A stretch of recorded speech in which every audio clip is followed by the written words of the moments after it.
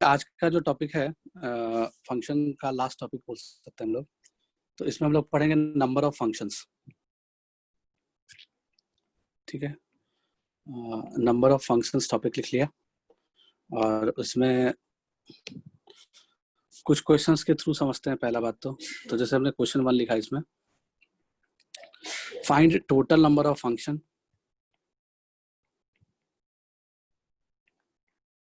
Find total number of functions from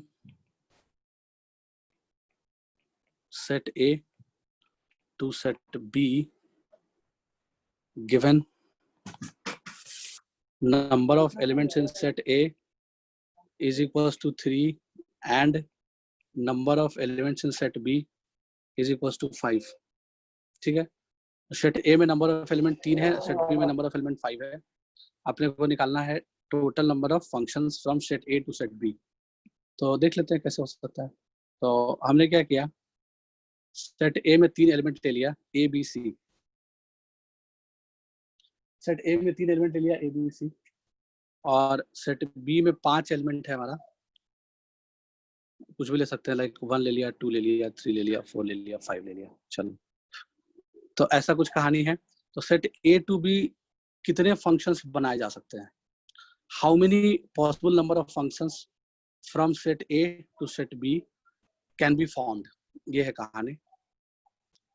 तो कैसे करेंगे, इसमें तो पूरा पूरा पीएनसी लगेगा। ऑफ कोर्स ये क्वेश्चन फंक्शन का है एंड पीएनसी का है, दोनों का है। ठीक है, तो परम्यूटेशंस कॉम्बिनेशंस के बुकलेट में भी क्वेश्चंस इस तरह के मिलेंगे, फंक्शंस के बुकलेट में मिल सकते हैं इस तरह के क्वेश्चंस। इसको पहचानने का एक तरीका ये है कि तुम इसको बोल दो बॉल सेट, इसको बोल दिया बॉल्स सेट, इसको बोल दिया बॉक्स सेट, यानी कि 5 बॉक्स है और 3 बॉल है। ठीक है, ऐसा कुछ कहानी है दिया हुआ। तो जो नंबर ऑफ फंक्शन होगा वो बेसिकली क्या होगा, जैसे अगर तुमसे पूछा जाए कि बताओ नंबर ऑफ फंक्शंस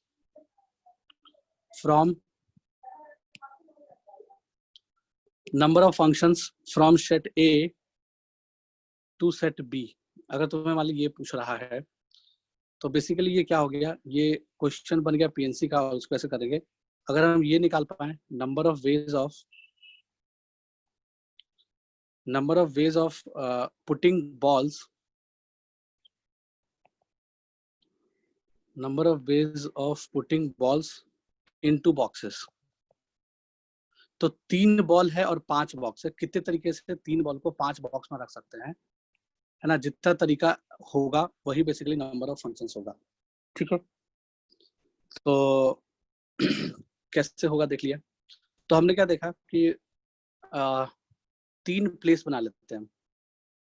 ठीक है, पहला प्लेस ए के लिए, दूसरा प्लेस बी के लिए, तीसरा प्लेस सी के लिए। तो ए का मैपिंग करने के लिए हमारे पास 5 ऑप्शंस अवेलेबल है, 1 2 3 4 5। तो हम ए का मैपिंग किसी से भी कर सकते हैं, है ना। लाइक हम चाहें तो ए का मैपिंग 1 से कर सकते हैं, या चाहें तो ए का मैपिंग 2 से कर सकते हैं, है ना। लेकिन करेंगे तो एक से ही, तभी तो फंक्शन हो पाएगा। फंक्शन तब होता है जब क्योंकि एक बॉल एक ही बॉक्स में जा सकता है। ठीक है, ऐसा तो हो नहीं सकता है कि ए जो है 1 में भी चला जाए, 2 में भी चला जाए, 3 में भी चला जाए, ऐसा तो हो नहीं सकता है। ठीक है, एक बॉल एक ही बॉक्स में जा सकता है। तो इसका मतलब हम क्या बोलेंगे कि ए का मैपिंग या तो 1 से हो सकता है, या 2 से हो सकता है, या 3 से हो सकता है, या 4 से हो सकता है, या 5 से हो सकता है। तो ए का मैपिंग 5 में से किसी चीज से भी हो सकता है, यानी बॉल ए जो है वो 5 बॉक्स में से किसी में भी रख सकते हैं। ठीक है, तो इसके पास 5 चॉइसेस अवेलेबल है। ए के पास जो है, ए के पास 5 चॉइसेस अवेलेबल है। ठीक है, सिमिलरली बी के पास भी 5 चॉइसेस अवेलेबल है। लाइक जैसे मान लो कि हमने बॉल ए को बॉक्स 1 में रख दिया, यानी कि बॉल ए का मैपिंग बॉक्स ए से कर दिया, यानी ए का मैपिंग 1 से कर दिया। ठीक है, कोई बात नहीं है। तो हम बी बॉल को भी तो बॉक्स नंबर 1 में ही रख सकते हैं, तो भी तो फंक्शन होगा ही। ठीक है, तो यानी कि बी के करस्पॉन्डिंग भी हमारे पास 5 ऑप्शन है। या तो बॉल बी को हम बॉक्स 1 में रखेंगे, या बॉक्स 2 में रखेंगे, या बॉक्स 3 में, या बॉक्स 4 में, या बॉक्स 5 में। यानी बी का जो मैपिंग है या तो 1 से होगा, या 2 से होगा, या 3 से होगा, या 4 से होगा, या 5 से होगा। तो बी के पास भी 5 चॉइसेस अवेलेबल है। ठीक है, बी को रखने के लिए भी 5 चॉइसेस अवेलेबल हैं। सिमिलरली सी के पास भी 5 चॉइसेस अवेलेबल है। ठीक है, तो इसका मतलब कि ए यानी कि हमने 3 place fundamental principle of counting से कर रहे हैं। तो ए प्लेस को फिल करने के 5 तरीके, बी केस को बी के भी पास भी 5 चॉइस है, और सी के मैप करने के भी 5 तरीके। ठीक है, सबके 5-5 तरीके हैं, तो जो टोटल नंबर ऑफ फंक्शंस बनेगा वो 5 का क्यूब बनेगा। इसको हम ऐसे समझ सकते हैं कि 5 क्या हो गया, 5 हो गया number of elements in codomain. 5 को बोल सकते हैं number of elements in codomain. तो ऐसे नहीं लिखा, चलो अच्छा ऐसे लिख लिया, number of elements in codomain की पावर।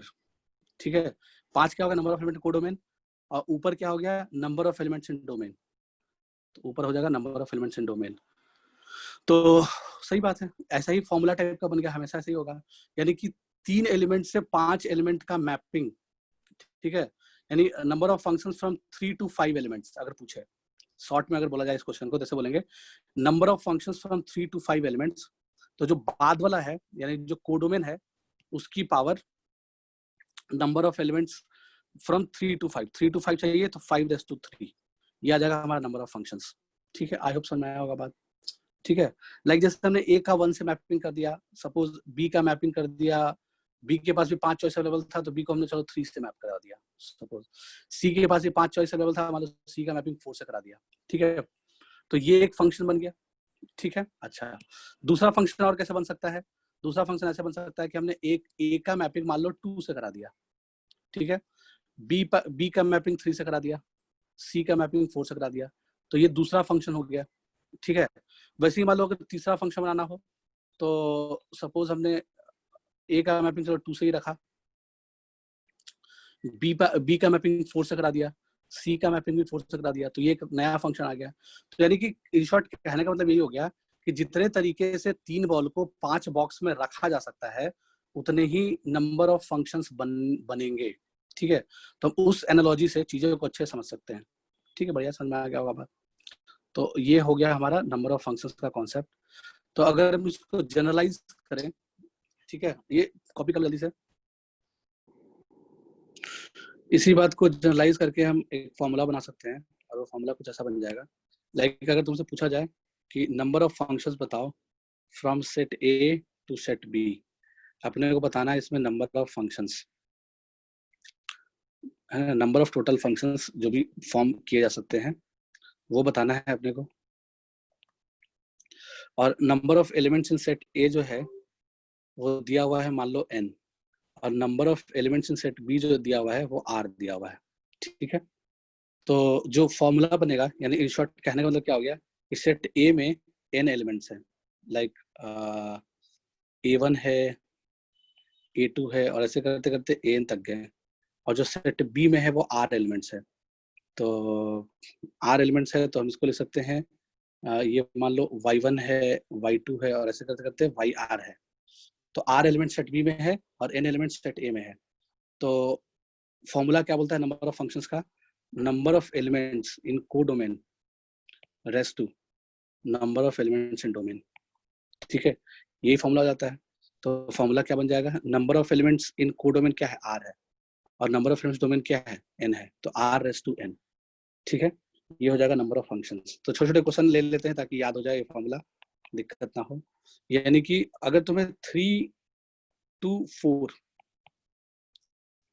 मतलब 3 एलिमेंट्स सेट ए में है, 4 एलिमेंट्स सेट बी में है, तो number of functions from 3 elements to 4 elements अगर ऐसा पूछा जाए तो आंसर क्या लिखोगे, 4 का क्यूब।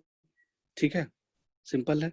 वैसे अगर तुमसे पूछा जाए number of elements from 5 elements to 7 elements, ठीक है, तो हम क्या लिखेंगे 7⁻5, क्योंकि ये जो 5 एलिमेंट डोमेन में होगा सबके पास 7 ऑप्शन होगा, तो 7 × 7 × 7 कितनी बार आएगा, 5 बार आएगा। ठीक है, समझ आ रहा होगा बात। वैसे अगर तुमसे पूछा जाए कि number of functions from set A to set B बताओ, और number of elements in set A मान लिया जाए 7 है, और number of elements in set B मान लिया जाए 3 है, तो ये क्या आ जाएगा, यानी कि डोमेन में हमारे पास 7 एलिमेंट है, like A B C D E F G, 7 element हो गया शायद, हाँ 7 एलिमेंट है। और इधर जो है वो 3 एलिमेंट है, लाइक अल्फा 1, अल्फा 2, अल्फा 3। तो इसका मतलब ए के पास 3 चॉइसेस अवेलेबल है, ठीक है। ए को मैप करने के 3 चॉइसेस अवेलेबल है, अल्फा 1 या अल्फा 2, अल्फा 3। बी को मैप करने के भी 3 चॉइस अवेलेबल है, सी को मैप करने के भी 3 चॉइस अवेलेबल है, डी के मैपिंग का भी 3 चॉइस अवेलेबल है, ई के मैपिंग का भी 3 चॉइस अवेलेबल है, एफ का भी 3 चॉइस अवेलेबल है, जी का भी 3 चॉइस अवेलेबल है। तो बेसिकली जो आंसर आएगा वो क्या जाएगा, 3 को जो है कितनी बार मल्टीप्लाई कर रहे हैं, 7 बार मल्टीप्लाई कर रहे हैं, तो 3:7 आंसर आ जाएगा, ठीक है। तो ये था नंबर ऑफ फंक्शंस की कहानी। आई होप समझ में आया होगा पूरा बात। और टोटल नंबर ऑफ फंक्शन हम निकाल सकते हैं from set A to set B, अगर अपने को दोनों में नंबर ऑफ एलिमेंट्स दिया हुआ रहेगा तो नंबर ऑफ फंक्शन निकालने का ये तरीका हो गया। और जनरलाइज जो फॉर्मूला आ गया वो R/n हो गया, where R is the number of elements in codomain set and n is the number of elements in domain set. Clear? आगे बढ़ते हैं।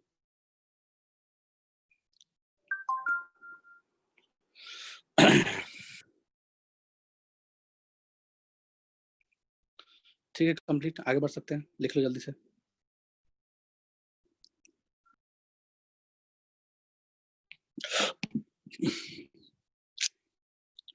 तो ये तो टोटल नंबर ऑफ फंक्शन हमने निकालना सीख लिया। अब मान लो 1 फंक्शन पूछे, जैसे क्वेश्चन ले लिया,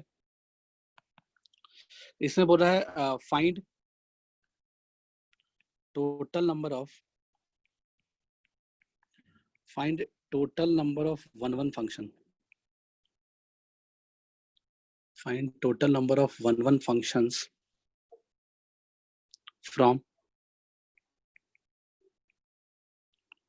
set A to set B given number of elements in set A is equals to 5 and number of elements in set B equals to 3। ठीक है, ऐसा कुछ दिया हुआ है। तो इन शॉर्ट कहने का मतलब क्या हो गया कि हमारे पास एक सेट A है, एक सेट B है।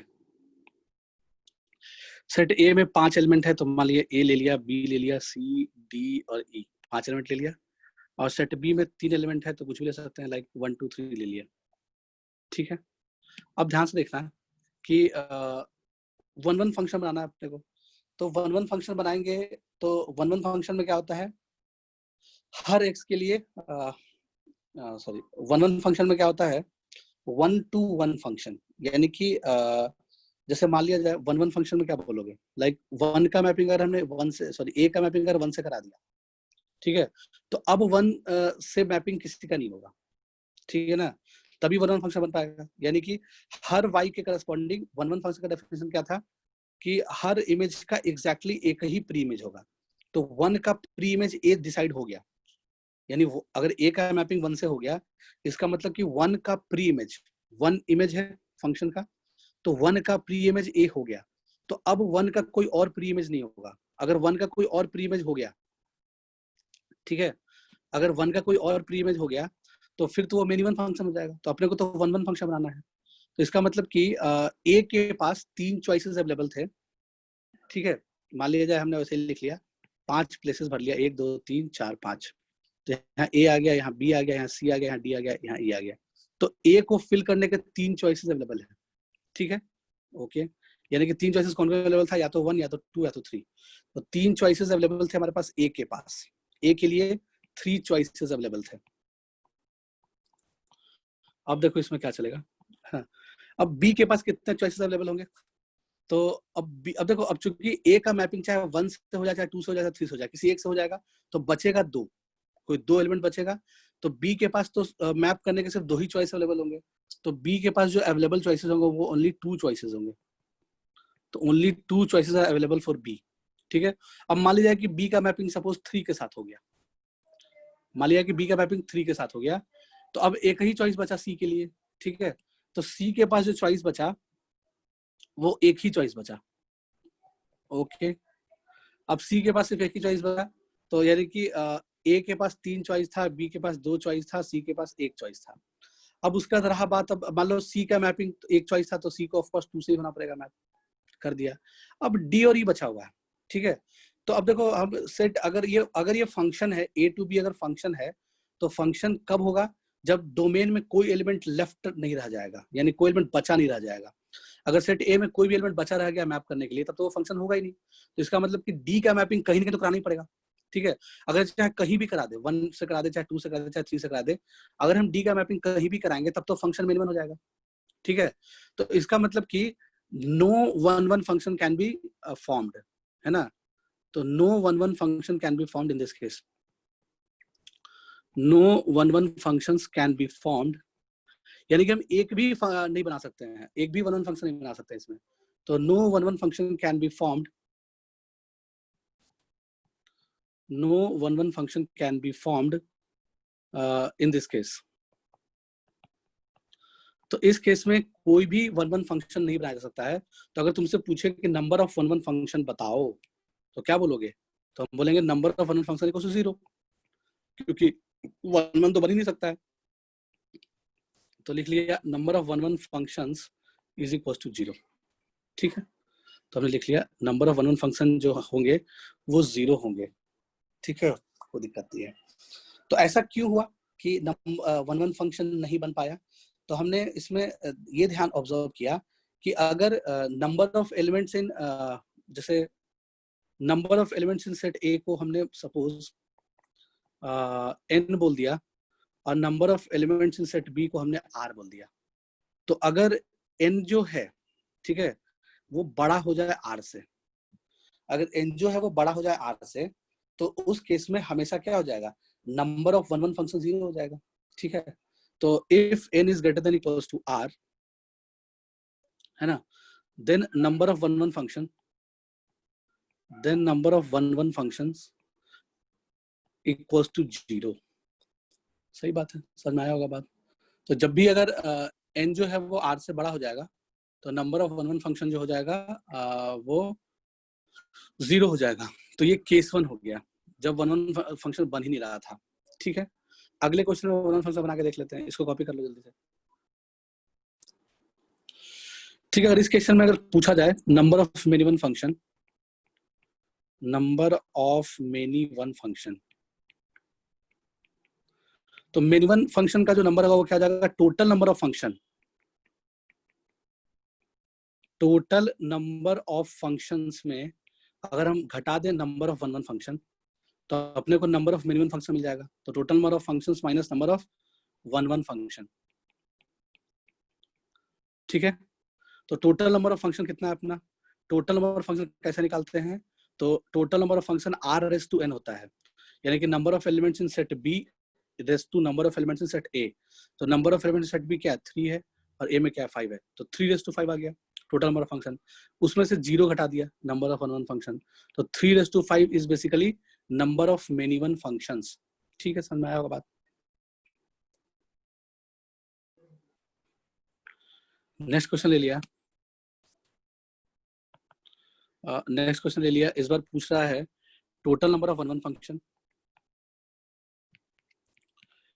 Total number of one functions पूछा जा रहा है, total number of one functions from set A to set B. Function f जो है वो set A to set B है, और अपने को number of elements in set A जो दिया हुआ है वो 5 दिया हुआ है, और number of elements in set B जो दिया हुआ है वो मान लो 8 दिया हुआ है, ठीक है। तो total number of one function निकालना है। तो वही कहानी, सेट ए में 5 एलिमेंट है, तो सेट ए में ले लिया a b c d e। Set B में 8 एलिमेंट है, सॉरी सेट बी में जो है वो 8 एलिमेंट है, तो 8 एलिमेंट कुछ भी लिख लिया, 1 से 8 लिख लिया, चलो 1 2 3 4 5 6 7 एंड 8, ठीक है। अब बोल रहा है कि बताओ total number of one function. तो वन फंक्शन निकालने का तरीका क्या है कि हमने a b c d e के लिए 5 प्लेसेस बना दिया, ये a के लिए प्लेस है, b के लिए, ये c के लिए, ये d के लिए, और ये e के लिए, ठीक है। a को फिल करने, मतलब a वाले प्लेस को फिल करने के तरीके, यानी a के पास कितने चॉइसेस अवेलेबल है, तो a के पास 8 चॉइसेस अवेलेबल होगा। a का मैपिंग चाहे 1 से करो, चाहे 2 से करो, चाहे 3 से करो, चाहे 4 से करो, चाहे 5 से करो, चाहे 6 से करो, चाहे 7 से, चाहे 8 से, तो 8 ऑप्शन अवेलेबल है 8 के पास, ठीक है। मान ली जाए 8 a का मैपिंग हमने सपोज 3 से करा दिया, तो अब 3 आउट हो गया, है ना। अब 3 के साथ किसी और का मैपिंग नहीं होगा, तो अब b के पास जो ऑप्शंस रहेंगे, 8 में से एक ऑप्शन तो a चूज कर लिया, है ना। अब b के पास जो अवेलेबल चीजें हैं मैप करने के लिए वो 7 ही ऑप्शन अवेलेबल है, यानी बी के पास 7 चॉइसेस अवेलेबल हैं, तो बी वाले प्लेस को फिल करने का 7 तरीके। ठीक है, बी का भी मान लो मैपिंग किसी से हो गया, लाइक हमने बी का मैपिंग सपोज 2 से करा दिया, ठीक है, तो अब 2 और 3 पिक्चर से बाहर हो गया, तो अब कितने बचे, अब 6 एलिमेंट बचे, ठीक है ना। तो अब जो 6 एलिमेंट बचे, तो सी को मैप कराने के 6 तरीके, तो इसको 6 लिख दिया यहाँ पे, ठीक है ना। सी को मैप कराने के तरीके हो गए, 6 तरीके हो गए, तो ये लिख लिया, ओके। फिर उसके बाद क्या देखा, डी को मैप कराने के तरीके। अब देखो सी का ही मैपिंग किसी से हो गया होगा, किसी से भी हो सकता है, लाइक सी का मैपिंग मतलब मान लिया जाए हमने सी का मैपिंग कहीं से करा दिया, लाइक 1 से करा दिया सी का मैपिंग, तो अगर सी का मैपिंग 1 से हो गया, तो अब डी के लिए ऑप्शंस कितने अवेलेबल है, 4 ऑप्शन अवेलेबल है, ठीक है। तो डी के पास 4 चॉइसेस अवेलेबल है। सिमिलर वे में जब डी का भी किसी से मैपिंग हो जाएगा, तो अब ई के पास कितने चॉइसेस अवेलेबल होंगे, जैसे डी का मैपिंग मान लो 4 से करा दिया, तो अब हमारे पास जो चॉइसेस अवेलेबल हैं ई के लिए सिर्फ हमारे पास 1 मिनट, 6 के बाद 5 आएगा, सॉरी, डी के लिए 5 चॉइसेस अवेलेबल थे, ठीक है। अब ई के लिए कितने चॉइसेस अवेलेबल होंगे, 4 चॉइसेस अवेलेबल होंगे, ठीक है। तो जो आंसर आ गया वो क्या आ गया, यही आ गया। तो 8 × 7 × 6 × 5 × 4, तो ये जो भी आंसर आया, यही बेसिकली हमारा हो गया टोटल नंबर ऑफ 1-1 फंक्शंस। तो इसको मल्टीप्लाई कर लिया और आंसर निकाल लिया। तो आंसर कितना आ जाएगा देख लिया जाए, 6 × 25 30 4 × 120, 56 × 120, ऐसा कुछ आ रहा होगा, तो इसको कर लेना, जो भी आएगा आंसर आ जाएगा, ठीक है। तो ये हो गया टोटल नंबर ऑफ 1-1 फंक्शंस निकालने का तरीका। अब इसी में पूछता है मेनी वन फंक्शंस बताओ, है ना। अगर पूछता है कि total number of many one functions बताओ, तो मेनी वन फंक्शंस के नंबर कितने हो जाते हैं, मेनी वन फंक्शंस के नंबर अगर पूछा जाता है, तो हम क्या करते हैं, टोटल नंबर ऑफ फंक्शंस में से क्या करते हैं, 1-1 फंक्शंस को घटा देते हैं, ठीक है ना। टोटल नंबर ऑफ फंक्शंस कितना इससे बनेगा, टोटल नंबर ऑफ फंक्शंस बनेगा 8 r⁻n यानी 8⁻5, उसमें से कितना घटा दिया, उसमें से 56 × 120 घटा दिया, 1-1 वाले को घटा दिया, तो जो टोटल मिला ये कहलाएगा number of many one functions, ठीक है। क्लियर है, कोई दिक्कत नहीं है। नंबर ऑफ 1-1 आ गया तो नंबर ऑफ मेनी वन तो निकाल ही लोगे, कोई इशू है ही नहीं।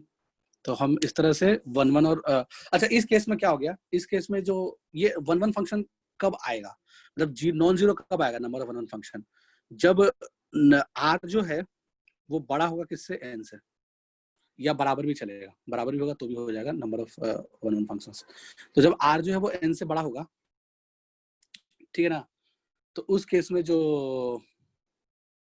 नंबर ऑफ 1-1 फंक्शंस आएगा, अगर उसका फॉर्मूला बनाने की कोशिश करें, हालांकि समझ में आई क्या होगा, बट अगर फॉर्मूला बनाना है तो इसको हम एक तरीके से और सोच सकते हैं। क्या सोच सकते हैं, लाइक जैसे मान लिया जाए, इसको सोचने का तरीका एक और है, अगर फॉर्मूला ही बनाना है तो ये जो हमारा 4 से लेके 8 तक का जो प्रोडक्ट आया, ठीक है, तो मैं ऐसे भी सोच सकते हो इसी चीज को।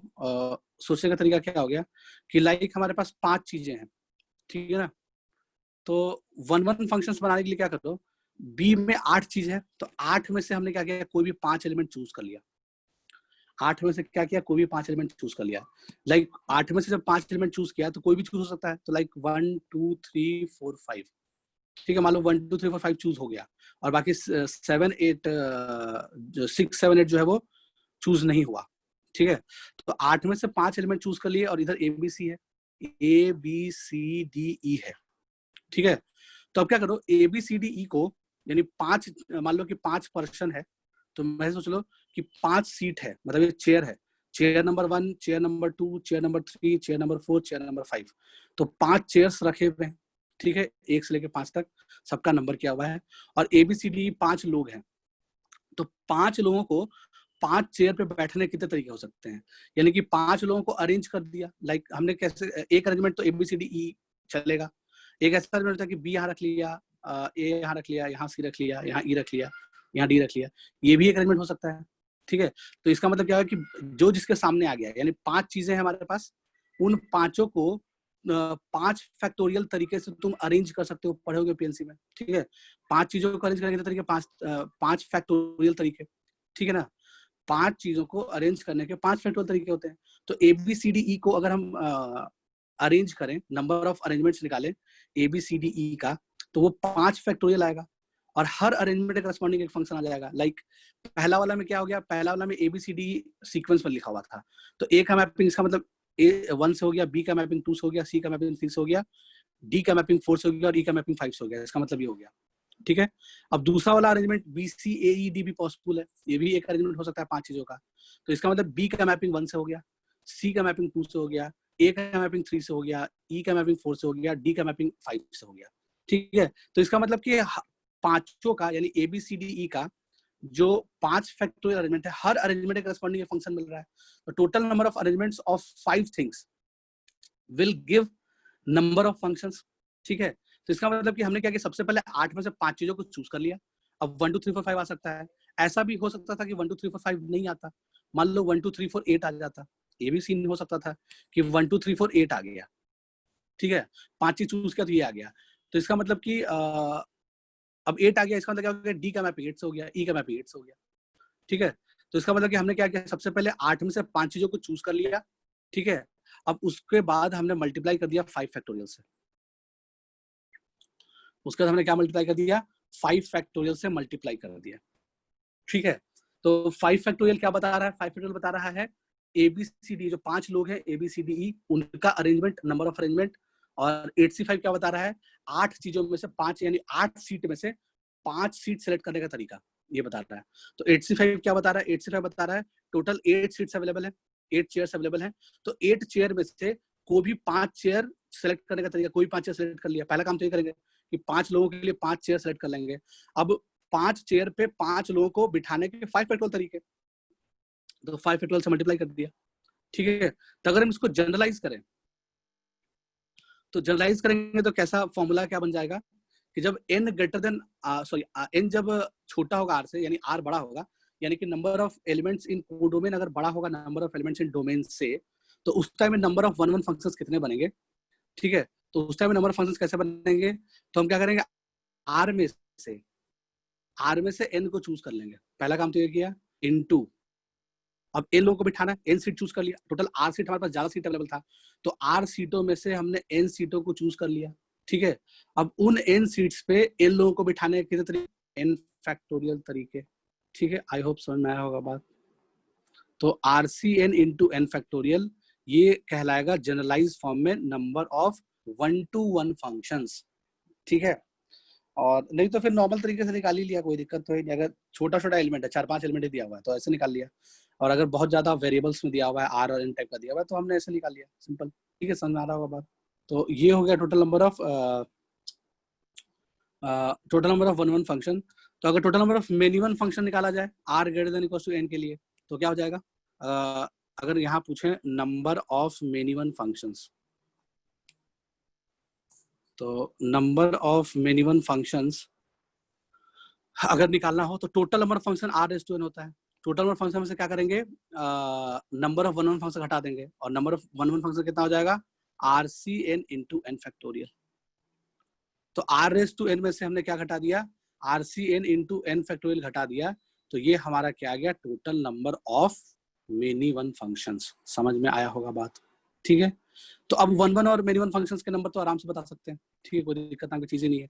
इसमें 2 केसेस आ गए, एक केस आ गया R greater than equal to n के लिए, और एक केस आ गया R less than equal to n के लिए, sorry R less than n के लिए, ठीक है। अगर R n से छोटा होगा तो फिर अगर R n से छोटा होगा तो फिर नंबर ऑफ 1 1 फंक्शन 0 हो जाएगा, तो जो भी होगा टोटल नंबर फंक्शन वो मिनिमम फंक्शन नहीं हो जाएगा, ठीक है। तो 1 1 मिनिमम में कोई दिक्कत नहीं है, आगे बढ़ते हैं, अब लिखते जाओ।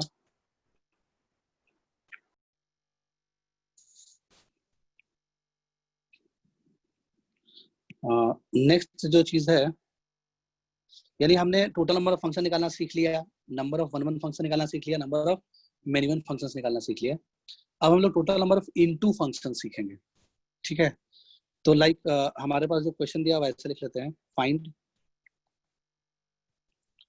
Total number of into functions from set A to set B where number of elements in set A is equals to 4 and number of elements in set B equals to 3, ऐसा है कुछ दिया हुआ। Number of elements in set A 4 है और number of elements in set B जो है वो 3 है। तो अपने को बताना है number of into functions. Into function क्या होता है भाई? इनटू फंक्शंस के बारे में थोड़ा सा इंफॉर्मेशन पता होना चाहिए तभी कर पाओगे। तो सेट ए में 4 एलिमेंट है, सेट बी में 3 एलिमेंट है। तो लाइक हमने सेट ए में 4 एलिमेंट ले लिया, ए बी सी डी, और सेट बी में 3 एलिमेंट ले लिया, 1 2 3। Onto function, sorry, into function कैसे निकालते हैं? इनटू फंक्शन में क्या होता है कि कोई ना कोई कोडोमेन का एक एलिमेंट छूट जाता है ना, कोई ना कोई एक एलिमेंट छूट जाता है। तो जैसे क्या क्या केसेस बनेंगे? पहला केस तो ये बनेगा कि 1 is left out, 1 is left out, यानी एक केस ऐसा हो जाएगा कि 1 छूट गया, पिक्चर में से बाहर हो गया, यानी 1 का मैपिंग किसी के साथ नहीं हुआ। ठीक है, तो इनटू फंक्शन में क्या होता है कि कोडोमेन और रेंज बराबर नहीं होता है। कोडोमेन और रेंज बराबर नहीं होने का मतलब क्या हो गया कि range is the proper subset of codomain. ठीक है, यानी कि कोई एक एलिमेंट छूट गया, तो या तो कोई एक एलिमेंट छूट गया या कोई 2 एलिमेंट छूट गया, ऐसा हो सकता है, तभी तो इनटू फंक्शन बनेगा। इनटू फंक्शन में ऐसा नहीं होना चाहिए कि बी का सारा, मतलब बी में जितने भी एलिमेंट्स हैं 1 2 3 तीनों है, तो तीनों का करस्पॉन्डिंग प्री इमेज नहीं आना चाहिए। यानी किसी न किसी एटलीस्ट कम से कम एक 1 2 3 में से कम एक ऐसा एलिमेंट जरूर होगा जिसका कोई प्री इमेज नहीं होगा। यानी कि 1 2 3 में से कोई एक ऐसा एलिमेंट जरूर होगा जिसके करस्पॉन्डिंग कोई एक्स नहीं आ रहा होगा। ठीक है, यानी कोई सेट ए का कोई एलिमेंट नहीं आ रहा होगा। ठीक है, तो अगर ए 1 2 3 तीनों कवर हो गया तब तो फंक्शन ऑन टू बन जाता है, इनटू नहीं बनता है। ठीक है ना, तो अपने को तो इनटू बनाना है। तो इनटू के लिए क्या करेंगे देख लेते हैं। चलो 1 लिख लिया, 2 लिख लिया, 3 लिख लिया। तो हमने केस 1 में क्या आ जाएगा, कोई एक को छोड़ दिए, लाइक एक तो बनेगा जब 1 इज लेफ्ट आउट, ऐसा कुछ हो सकता है। दूसरा केस क्या बन सकता है, व्हेन 2 इज लेफ्ट आउट, जब एलिमेंट, यहाँ पे 3 था, सॉरी यहाँ पे 3 है, when element 3 is left out, है ना। तो 2 एलिमेंट, जो ये जो 2 है इसको हमने छोड़ दिया, इसका मैपिंग नहीं किया, तो 2 इज लेफ्ट आउट, ये भी एक केस हो सकता है।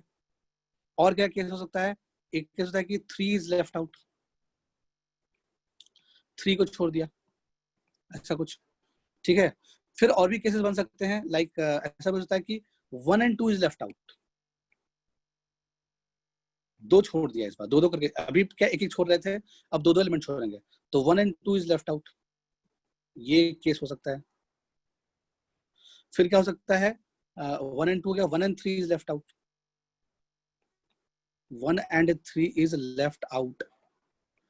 फिर और क्या केस हो सकता है, 1 एंड 3 हो गया, और लिख सकते हैं क्या, 1 2 हो गया, 1 3 हो गया, 2 3, 2 and 3 is left out. Next एक केस और बन सकता है, 2 and 3 is left out, 2 and 3 is left out. तो या तो एक लेफ्ट आउट हो गया, मतलब एक को छोड़ दिया, या 2 को छोड़ दिया, या 3 को छोड़ दिया। यानी जब एक एक एलिमेंट छोड़ने की बात आई तो ऊपर वाला 3 केस, और जब 2 2 एलिमेंट छोड़ेंगे तो 1 2 छोड़ सकते हैं, 2 3 छोड़ सकते हैं, और क्या ले सकते हैं, 1 3 छोड़ सकते हैं। ठीक है, ये केसेस, इसके अलावा और कोई केस पॉसिबल नहीं है, क्योंकि तीनों को तो छोड़ ही नहीं सकते हो। अब ऐसा थोड़ा कोई बचता है कि 1 2 3 तीनों छोड़ दिए, तो फिर मैपिंग किससे कराओगे, है ना, तब तो फंक्शन बनेगा ही नहीं। तो यानी कि इनटू फंक्शन बनेगा तभी जब ये 6 केसेस हो रहे होंगे। तो जब हम 1 को छोड़ेंगे, 1 इज लेफ्ट आउट रहेगा, तो टोटल नंबर ऑफ फंक्शंस कितने बनेंगे। तो मान लो कि हमने 1 को छोड़ दिया, 1 1 गायब हो गया, पिक्चर में 1 है ही नहीं, 1 को मैपिंग कराना नहीं किसी के साथ। ठीक है, तो अब क्या हो जाएगा, 4 एलिमेंट ए में है और 2 एलिमेंट बी में बचेगा। ठीक है, तो इसका मतलब कि टोटल नंबर ऑफ फंक्शंस जो बनेंगे वो कितने बनेंगे, 2⁴, यानी r⁴n, हमने पढ़ाया था ना, नंबर ऑफ एलिमेंट्स, यानी कि ए के पास 2 चॉइसेस अवेलेबल होंगे, ऐसे बोल सकते हो कि ए के पास 2 चॉइसेस अवेलेबल होंगे, 2 और 3, बी के पास भी 2 चॉइसेस अवेलेबल होंगे, 2 एंड 3, सी के पास भी 2 चॉइसेस अवेलेबल होंगे, 2 एंड 3, और डी के पास भी 2 चॉइसेस अवेलेबल होंगे, 2 एंड 3। सही है क्या? हेलो, तो ओके, तो ए के पास भी 2 चॉइस अवेलेबल है, बी के पास भी 2 चॉइस अवेलेबल है, 3 के पास भी 2 चॉइस अवेलेबल है, और डी के पास भी 2 चॉइस अवेलेबल है, सबके पास 2 चॉइस अवेलेबल है। ठीक है, ओके, तो 2⁴ बनेगा नंबर ऑफ जो फंक्शंस बने वो 2:4 बने। वैसे ही जब हमने 2 को छोड़ा बाकी सबको ले लिया, मतलब 1 और 3 को ले लिया, तो उस केस में भी जो टोटल नंबर ऑफ फंक्शंस बनेगा वो 2:4 बनेगा, और इस केस में भी जो टोटल नंबर ऑफ फंक्शंस बनेगा वो 2:4 बनेगा। ओके, अब 2 छोड़ दिया है ना, तो क्या बनेगा, तो लाइक 1 को भी छोड़ दिया और 2 को भी छोड़ दिया, 1 और 2 दोनों को छोड़ दिया, तो ए के पास भी एक ही ऑप्शन अवेलेबल है 3, बी के पास भी एक ही चॉइस अवेलेबल है 3, और सबके पास एक एक चॉइस ही अवेलेबल होगा, है ना, क्योंकि 2 छोड़ दिए तो 1 और 2 छोड़ दिए, तो ए के पास भी एक चॉइस है, बी के पास भी एक ही चॉइस है, सी के पास भी एक ही चॉइस है, डी के पास भी एक ही चॉइस है, तो यानी कि सबके सब मैप हो जाएगा इसी के साथ, 3 के साथ सबके सब मैप हो जाएगा, तो एक ही फंक्शन बनेगा। ठीक है, समझ में आ रहा होगा बात, या इसको ऐसे बोल दो 1:4, नंबर ऑफ फंक्शंस कितना बन जाएगा 1:4, इसमें भी जब 1 और 3 को छोड़ोगे तो सिमिलरली 1:4, इसमें भी सिमिलरली 1:4, तो यानी 1 और 1 फंक्शन बन गया, कहने का मतलब। ठीक है, बट इसमें समस्या आ गई, क्या इन इन इन 6 का सम आंसर आएगा क्या? अगर ऐसा सोच रहे हो तो गलत सोच रहे हो, है ना। अगर किसी के दिमाग में ये चीज आ गया कि इन 6 को जोड़ दिए तो आंसर आ जाएगा नंबर ऑफ इनटू फंक्शंस, तो हम गलत सोच रहे हैं, क्योंकि जब हमने 1 इज लेफ्ट आउट वाला केस किया था, ठीक है, वापस आए थे 1 इज लेफ्ट आउट वाले केस, तो उसमें कुछ समस्या आई थी। क्या समस्या आई थी वो देख लेते हैं,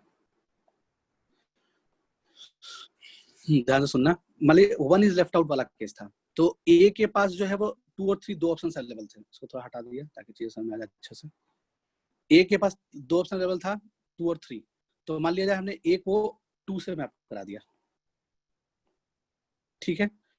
फिर बी के पास भी 2 ऑप्शन अवेलेबल था, 2 और 3, तो मान लो बी भी 2 से ही मैप हो गया, ठीक है, बी भी 2 से ही मैप हो गया। फिर सी के पास भी 2 ऑप्शन अवेलेबल था, 2 और 3, तो मान लो सी भी 2 से ही मैप हो गया, ठीक है। फिर डी के पास भी 2 ऑप्शन अवेलेबल था, 2 और 3, और मान लो डी भी 2 से ही मैप हो गया। तो इस केस में हमने क्या देखा कि प्रैक्टिकली 1 इज लेफ्ट आउट नहीं, ये तो 1 और 3 इज लेफ्ट आउट हो गया ना। तो इसका मतलब क्या हो गया कि 1 इज लेफ्ट आउट जो जब हम काउंट करने चले, 1 इज लेफ्ट आउट जब हम काउंट करने चले, तो जो हमने इसका आंसर 2:4 लिखा, उस 2:4 में ये भी काउंट हो गया है जब 1 और 3 लेफ्ट आउट था। ये वाला केस ऑलरेडी इसमें काउंटेड है। हेलो, समझ में आ रहा है बात?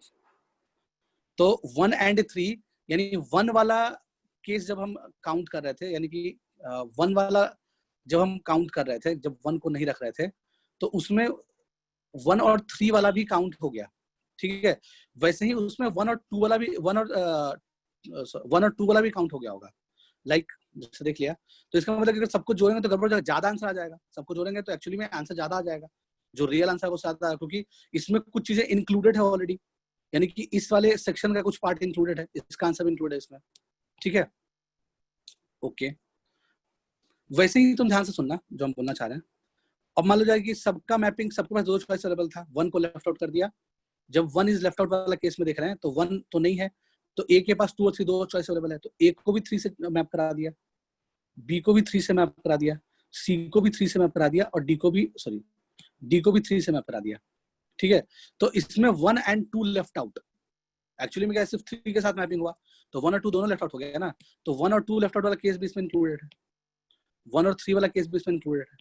आ रहा है समझ में बात? ठीक है, यानी कि जब हम एक को काउंट कर रहे थे, जब हम एक को काउंट कर रहे थे, ठीक है, तो उसमें उस 2-2 वाला भी केसेस शामिल हो गए, 2-2 वाले केसेस भी शामिल हो गए, तो गड़बड़ हो गया, यानी कि ये आंसर नहीं आएगा। तो इससे थोड़ा सा कंफ्यूजन हो रहा होगा, क्योंकि तुम लोग शायद method of principle of inclusion exclusion पढ़े हो क्या पीएनसी में, या फिर कहीं प्रिंसिपल ऑफ सेट्स में, या पीएनसी में कहीं principle of inclusion and exclusion, बोलो जल्दी, वरना बताना पड़ेगा उसको, थोड़ा सा बता देंगे तो ये चीजें क्लियर हो जाएगी तुम्हारी, वरना ये समझ में थोड़ा कम आएगा नंबर ऑफ इनटू फंक्शंस। तो principle of inclusion and exclusion principle कुछ ऐसा सुनने में आया है? हेलो, जल्दी बोलो, नहीं पढ़े हो क्या? पढ़ा दे, अरे बोलो यार, कौन गजब करते हो। तो नहीं पढ़ो, छोड़ दो, हो गया खत्म चैप्टर। नहीं पढ़ो तो बोलो, बताते हैं, पढ़े हो कि नहीं पढ़े हो, सर पीएनसी में नहीं बताया शायद, गया है क्या? ऐसे ये हेडिंग नहीं डलवाए थे, मगर शायद वो पढ़ ही लिए होंगे, ऐसे हेडिंग नहीं डलवाए थे। ऐसा हेडिंग नहीं डलवाए हैं। रुको तो ठीक है, 5-10 मिनट लगेगा, देखते हैं, ट्राई करते हैं, जल्दी से बताते हैं शॉर्ट में। पीएनसी में तुम लोग पता नहीं कैसे पढ़े हो पीएनसी, कोई बात नहीं। देख लेते हैं एक बार, उसके बाद इस पे वापस से आएंगे स्लाइड पे, तो चीजें ज़्यादा समझ में आ जाएगी। तो हमने क्या किया, सबसे पहले क्या किया, प्रिंसिपल ऑफ इंक्लूजन, बहुत सिंपल चीज है। तो हेडिंग डाल दिया principle of inclusion and exclusion. तो ये जो चैप्टर, ये जो टॉपिक है, ये 3 जगह काम आएगा तुमको। एक तो पीएनसी में काम आएगा, एक अभी फंक्शन में काम आ रहा है, और एक प्रोबेबिलिटी में काम आएगा। ठीक है, तो देख लेते हैं। तो principle of inclusion and exclusion principle, मतलब वही है, इंक्लूजन एंड एक्सक्लूजन, एक्सक्लूजन। ठीक है, समझना क्या बोलना चाह रहे हैं। मान लीजिए कि हमारे पास सेट ए है और एक और सेट बी है। तुमसे पूछा जाए कि number of elements in set A union set B बताओ। ठीक है, अगर तुमसे ये पूछा जाता है तो तुम क्या करोगे, number of elements in set A plus number of elements in set B करोगे। ठीक है, तो इसको हम शॉर्ट में क्या लिख सकते हैं, N A plus N B को। N A plus N B को शॉर्ट में लिखने का तरीका क्या हो गया, summation of N A. Summation of N A का मतलब क्या हो गया कि ए टाइप की जितनी भी चीजें हैं, ए टाइप का चीज एक बी भी है, बी भी एक सेट ही है, ए भी एक सेट ही है। तो ए टाइप की जितनी भी चीजें हैं उनका समेशन। ठीक है, अगर मान लो ए बी सी 3 होता तो समेशन एन ए का मतलब होता है समेशन एन ए का मतलब होता है n A plus N B plus N C, अगर 3 चीजें होती तो। ठीक है, ओके, ये हो गया। अब देख लो, हमने जब ए और बी काउंट करना स्टार्ट किया तो मान लो इसमें 3 रीजन है, एक रीजन 1 इसको मान लिया, कॉमन रीजन को रीजन 2 मान लिया, और थर्ड वाले रीजन को रीजन 3 मान लिया। तो number of elements in set ए का मतलब क्या हो गया, इसमें तुमने किसको किसको काउंट कर लिया, 1 + 2 रीजन को काउंट कर लिए। ठीक है, फिर तुम number of element in set B जब ऐड किए तो इसमें 2 + 3 को काउंट कर लिए। हेलो, समझ में आ रहा होगा बात। जब तुमने number of elements in set A count किया तो 1 + 2 रीजन को काउंट किया, और number of elements in set B count किया तो 2 + 3 रीजन को काउंट किया, किया ना। तो एक्चुअली में जब इसको जोड़ोगे तो ये number of elements in A union B थोड़ा ना आएगा, क्योंकि इसमें number of elements in region 2 2 बार काउंट हो गया है, तो एक बार घटाना पड़ेगा। समझ में आ रहा है बात। Number of elements in region 2 जो है वो 2 बार काउंट हो गया है, ए में भी और बी में भी, तो हम क्या करेंगे, एक बार घटाएंगे। तो इसका मतलब कि जो अब नंबर ऑफ एलिमेंट्स रीजन 2 क्या है, 2 का कॉमन एलिमेंट, तो minus number of elements in A intersection B, यानी कि 2 में जो कॉमन एलिमेंट है, 2 का जो कॉमन एलिमेंट था वो घट गया।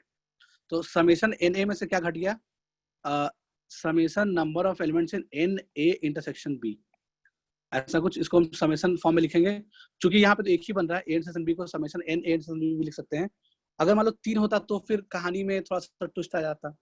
ये समझ में आया बात। तो अब देख लो, एक्चुअली में हमने क्या घटा दिया, 2 घटा दिया। ये क्या है, 2 को रिप्रेजेंट कर रहा है, तो एक 2 को घटा दिया। तो number of elements in set A union B क्या होता है एक्चुअली में, 1 रीजन + 2 रीजन + 3 रीजन, ये होना चाहिए। तो इसका जो फॉर्मूला आएगा वो क्या आ जाएगा, number of elements in set A union B equals to number of elements in A plus number of elements in B minus number of elements in A intersection B. ठीक है, अच्छा, नेक्स्ट काम क्या करेंगे, नेक्स्ट हम क्या करेंगे, अगर मान लो 3 होता, सपोज मान लो 3 सेट हुआ होते तो कहानी क्या होता वो देख लेते हैं। सेट ए लिया, सेट बी लिया और सेट सी लिया। इसको ले लिया सेट ए, इसको ले लिया सेट बी, इसको ले लिया सेट सी। सब रीजन को नाम देते हैं, इसको रीजन 1 दे दिया, इसको रीजन 2 दे दिया, इसको रीजन 3 दे दिया, इसको 4 दिया, इसको 5 दिया, इसको 6 दिया और इसको 7 दिया, है ना। तो हमने हर एक रीजन का एक एक नाम दे दिया। ठीक है, अच्छा, अब तुमसे अगर पूछा जाए इसमें कि बताओ number of elements in A union B union C बताओ, number of elements in A union B union C बताओ। इसका मतलब क्या हो गया, 1 रीजन चाहिए, +2 रीजन चाहिए, +3 रीजन चाहिए, +4 चाहिए, +5 चाहिए, सब एक एक बार चाहिए, +6 चाहिए, +7 चाहिए। तो रीजन 1 से लेकर रीजन 7 तक का जो सम है वो सबका सब आंसर में आना चाहिए। इसका मतलब तो ये हो गया। ठीक है, ओके। तो अब देखो, number of elements in A union B union C निकालना है। तो अगर कोई इसमें ऐसा करे, इसको लिख ले number of elements in A plus number of elements in B plus number of elements in C. अगर कोई ऐसा लिखता है, ठीक है, तो इन सबको शॉर्ट में हम क्या लिख सकते हैं, इन सबको शॉर्ट में लिख सकते हैं summation n A. Summation n A का मतलब क्या हो गया, n A plus N B plus N C. ठीक है, समझ में आया बात। तो एक एक का सम, कहने का मतलब एक एक का सम, तो एक एक का सम निकाल लिया। ओके, अब ये ए जब हमने काउंट किया तो ए में कौन कौन सा एलिमेंट काउंट हो गया, ए में 1 आया प्लस 1 आया प्लस 6 आया प्लस 7 आया प्लस 4 आया। ए में ये सब आ गए, थोड़ा सा बड़ा लिखना पड़ेगा। चलो बी में क्या क्या आ गया देख लेते हैं। बी में कौन कौन सा, जब एनबी लिखे तो एनबी में कौन कौन सा काउंट हो गया, एनबी में काउंट हो गया 3, रीजन 3, रीजन 6, रीजन 7 और रीजन 5, ये काउंट हो गया। अब हम जब सी काउंट करेंगे, ठीक है, जब हमने सी को काउंट किया तो एनसी जब लिखा तो एनसी में कौन कौन रीजन के एलिमेंट्स काउंट हो गए, 2 4 7 5 है ना, रीजन 2 4 5 एंड 7, इन सब के एलिमेंट्स काउंट हो गए। ठीक है, तो इसमें बेसिकली तुम देखोगे तो बहुत सारी चीजें दो दो बार काउंट हो गई है। तो कौन कौन सी चीज दो दो बार काउंट हो गया है, अगर तुम देखो दो दो बार कौन कौन सी चीज काउंट हो गया है, तो देखो ए और बी में कॉमन क्या था, 7 एंड 4, सॉरी ए और सी में कॉमन क्या था, 7 एंड 4 रीजन। ए और बी में कॉमन क्या था, 6 एंड 7 रीजन। और बी और सी में कॉमन क्या है, 7 एंड 5 रीजन। ठीक है, तो वो सब चीजें दो दो बार काउंट हो गई है। लाइक 7 एंड 5 ध्यान से देखना, 7 एंड 5 सी में भी काउंट हो गया और बी में भी काउंट हो गया। ठीक है, वैसे अगर हम देखें तो 7 एंड 4 ए में भी काउंट हुआ और सी में भी काउंट हुआ, 7 एंड 4, देख पा रहे हो बात को। ठीक है, वैसे ही और कोई कॉमन है, बी और सी का कॉमन देख लेते हैं। बी और सी का कॉमन क्या है, 6 एंड 7, तो 6 एंड 7 बी में भी काउंट हुआ होगा, उसको अलग कलर से किया, तो 6 और 7 बी और सी में भी काउंट हुआ, तो 6 और 7 ए और सी में भी काउंट हुआ, मतलब ए में भी काउंट हुआ। तो ए और बी का कॉमन एलिमेंट 6 और 7 है। ठीक है, समझ में आ रहा होगा बात। तो इसमें क्या हो गया कि ये तो ऑफ कोर्स सही आंसर देगा नहीं, है ना, सही आंसर नहीं देगा, तो हमने क्या किया, एक एक का सम जोड़ लिया, या फिर इसको ऐसे समझ लिया, ये सब हटा देते हैं, एक एक का सम जोड़ लिए, ये सब हटा दो, चलो एक एक का सम जोड़ लिए हम, फिर इसमें से घटाएंगे क्या, minus number of elements in A intersection B घटाया, minus number of elements in B intersection C घटाया, minus number of elements in क्या जाएगा, A intersection A B B C C A intersection C घटाया। ठीक है, यानी common element, यानी एक एक का सम किया, उसमें दो दो का सम घटा दिया, समझ में आ रहा होगा बात। एक एक का सम किया, उसमें क्या किया हमने, दो दो का सम घटा दिया, थोड़ा सा नीचे लिख लेते हैं, minus number of elements in A intersection C, एक एक का सम किया, दो दो का घटा दिए, ऐसा कुछ किए। तो इसको तो अभी एक्सप्लेन करने के लिए लिखना ही पड़ेगा। वैसे ए में रीजन लिख लिया जाए, वापस से लिख लेते हैं जैसा लिखा था हमने। रीजन ए में क्या है, 1 है, 1 है 4 7 6 है, 1 है 4 है 7 है और 6 है, ये ए में आ गया, ए में ये सब काउंट हो गया। बी में कौन कौन सा रीजन काउंट हो गया था, 3 5 7 6, 3 5 7 6। ठीक है, ये सारे रीजन काउंट हो गए थे बी में। सी में कौन कौन सा रीजन काउंट हो गया था, तो सी में 2 4 7 5, 2 4 7 5 काउंट हो गया था। ओके, तो अब हमने क्या किया, अब घटाए n of A intersection B, तो ए इंटरसेक्शन बी में क्या है, 6 और 7 है, तो इसका मतलब कि 6 और 7 घट गया। 6 और 7 क्यों घटाने का दिमाग में थॉट आया, 6 और 7 घटाने का दिमाग में थॉट इसलिए आया क्योंकि हमने क्या देखा कि 6 और 7 ए और बी दोनों में कॉमन है, यानी कि 6 और 7 यहाँ भी काउंट हुआ, यहाँ भी काउंट हुआ, यानी कि जब एन ए में भी काउंट हो गया 6 और 7 रीजन का एलिमेंट्स, और एन बी में भी काउंट हो गया 6 और 7 रीजन का एलिमेंट। ठीक है, तो यानी कि हमने क्या कि 2 बार काउंट हुआ 6 और 7, तो हमने एक बार घटा दिया। ठीक है, ओके, फिर उसके बाद क्या हुआ कि B intersection C, B intersection C में देख लो, बी सी, तो बी इंटरसेक्शन सी में अगर हम देखेंगे तो बी में कौन सा एलिमेंट है, बी और सी में कॉमन क्या है, तो 7 और 5, तो 7 और 5 जो है बी में भी है और सी में भी है, देखो कॉमन है, 7 और 5, देख पा रहे बात को? तो बी में भी है, सी में भी है, 2 बार काउंट हो गया, तो हमने एक बार घटा दिया, ठीक है। तो एन बी इंटरसेक्शन सी क्या बता रहा है? 7 एंड 5 रीजन को बता रहा है। तो 7 और 5 को 2 बार घटा दिया हमने, ठीक है, मतलब 2 बार एडेड था तो एक बार घटा दिया हमने। फिर n of A intersection C की बात कर रहा है, तो ए और सी में कॉमन क्या है देख लो। ए और सी में कॉमन कौन कौन सा रीजन है? ए और सी में कॉमन जो है वो कौन कौन सा रीजन देख लिया। ए में कौन सा रीजन कॉमन है? ए और सी में ना 7 और 4 कॉमन है, तो देख लिया 7 और 4 इसमें भी लाई कर रहा है, मतलब ए में, और सी में भी 7 और 4 है। तो 7 और 4 2 बार काउंट हो रहा था, तो हमने एक बार घटा दिया एन ए इंटरसेक्शन सी करके, तो यानी कि इससे क्या काउंट हो गया? 7 एंड 4, 7 एंड 4 2 बार घट गया, मतलब एक बार घट गया, 2 बार जब काउंट हुआ था तो एक बार घट गया, ठीक है।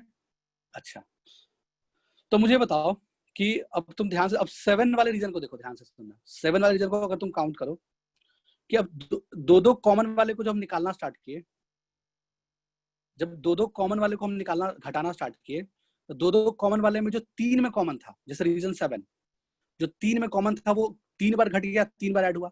जैसे 7 देख लो, 7 इसमें भी काउंट हुआ था, इसमें भी काउंट हुआ था, इसमें भी काउंट हुआ था। 7 तीनों में काउंट हुआ था, number of elements in A, number of elements in B and number of elements in C, तीनों में काउंट हुआ था, और 7 तीनों में घट भी गया। तो प्रैक्टिकली 7 तो अभी काउंट किया ही नहीं है, यानी कि 7 जितनी बार जोड़े उतनी बार घटा भी दिए। तो 7 वाले रीजन में जो एलिमेंट्स हैं उसको अभी तक हमने काउंट किया ही नहीं, है ना। तो यानी कि दो दो कॉमन वाला घटाए, तो फिर अब नेक्स्ट क्या करना पड़ेगा? अब अपने को 3 कॉमन वाला ऐड करना पड़ेगा। तो number of elements in A intersection B intersection C को ऐड करेंगे, तो ये 7 वाले रीजन को रिप्रेजेंट करेगा। तो 7 एक बार ऐड हो गया। तो अब देख लो कि अब सब चीज एक एक बार ही काउंट हुआ है। अब तुम ध्यान से देखो, सब एक एक बार ही काउंट हुआ है। 6 7 2 बार घट गया, 6 7 7 5 भी 2 बार घट गया, 7 4 भी 2 बार घट गया, ठीक है। तो अब तुम देखोगे तो ओवरऑल तुम्हें क्या मिल गया कि ये जो पूरा एक्सप्रेशन है जो राइट हैंड साइड में जो हमने लिखा वो इस रीजन को रिप्रेजेंट कर रहा है, 1 से लेकर के 7 तक के रीजन को कर रहा है। 1 प्लस 1 से लेकर 7 तक रीजन को रिप्रेजेंट कर रहा है कौन? ये पूरा मिला के, ठीक है। ये पूरा मिला के क्या कर रहा है? 1 से लेके 7 तक के रीजन को रिप्रेजेंट कर रहा है। तो अब इसको शॉर्ट में कैसे लिखेंगे? यानी कि तुमसे अगर पूछ दिया जाए कि number of elements in A union B union C बताओ, तो क्या बोलोगे? Summation of number of elements in A. Summation n का मतलब क्या हो गया? N A plus N B plus N C, यानी एक एक का सम। अब एक एक के सम जब हम काउंट कर रहे थे तो जो दो दो में कॉमन था वो क्या हो गया कि दो दो बार काउंट हो गया, तो एक एक बार घटाना पड़ेगा। जो दो दो में कॉमन था उसको हमने एक एक बार घटा दिया। तो number of elements in A intersection B का मतलब क्या हो गया कि दो दो के जितने भी पॉसिबल पेयर बन सकते हैं, तो ए बी बी सी और सी है। तो नंबर ऑफ यानी कि एन ए इंटरसेक्शन बी का मतलब क्या हो गया? Number of elements in A intersection B, B intersection C, A intersection C, ठीक है, तीनों। तो इस तीनों को रिप्रेजेंट, ये जो 3 है, ये जो 3 चीज लिखा हुआ है, ठीक है, इसको हम summation number of elements in A intersection B लिख सकते हैं, ठीक है। उसको हमने शॉर्ट में ऐसे लिख लिया ताकि ज्यादा लिखाना पड़े, यानी कि एक एक का सम माइनस दो दो का डिफरेंस, ठीक है, दो दो के कॉमन रीजन का डिफरेंस। फिर जब दो दो के कॉमन रीजन का डिफरेंस कर रहे थे तो 3 के कॉमन रीजन वाला 3 बार घट गया, 3 बार ऐड हुआ, 3 बार घट गया, तो अपने को एक बार फिर से ऐड करना पड़ेगा। तो plus number of elements plus summation, चाहे तो अगला को भी समेशन फॉर्म में लिख सकते हैं हम।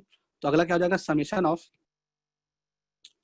Number of elements in A intersection B intersection C, ठीक है। आई होप समझ में आया होगा बात। तो हमने क्या देखा? एक एक का सम माइनस दो दो का डिफरेंस प्लस 3 का सम। तो अगर मान लो 4 होता तो क्या करते? ठीक है, तो ये लॉजिक एक्सटेंडेबल है 3 से ज्यादा एलिमेंट के लिए भी। तो हम जैसे ऐसा बोल सकते हैं, अगर मान लो 4 एलिमेंट होता, लाइक 4 सेट होता, कहने का मतलब, तो या 5 या n सेट होता, लाइक A1 सेट है, A2 सेट है, A3 सेट है, A4 सेट है, ऐसे लेकर के n सेट्स अवेलेबल हैं। अगर अपने को पूछा जाए number of elements in A1 union, A2 union, A3 union, A4 union, ऐसे करते करते AN यूनियन तक अपने को सारे के यूनियन का एलिमेंट चाहिए, तो कैसे निकालते हैं हम? ठीक है, पहले क्या निकालेंगे? समेशन ऑफ n A1 या समेशन ऑफ n, हाँ summation of n A1। Summation of n A1 का मतलब क्या हो गया? n A1 plus n A2 plus n A3 plus n A4 से लेकर के n AN तक का सम। तो एक एक का सम माइनस दो दो के कॉमन का इंटरसेक्शन, ठीक है। तो दो दो कॉमन का इंटरसेक्शन क्या आ जाएगा, number of elements in A1 intersection A2। तो दो दो के जितने भी पेयर्स बन सकते हैं, A1 A2 बन सकता है, A1 A3 बन सकता है, A1 A4 बन सकता है, फिर A2 A3 बन सकता है, A2 A4 बन सकता है, एंड सो ऑन।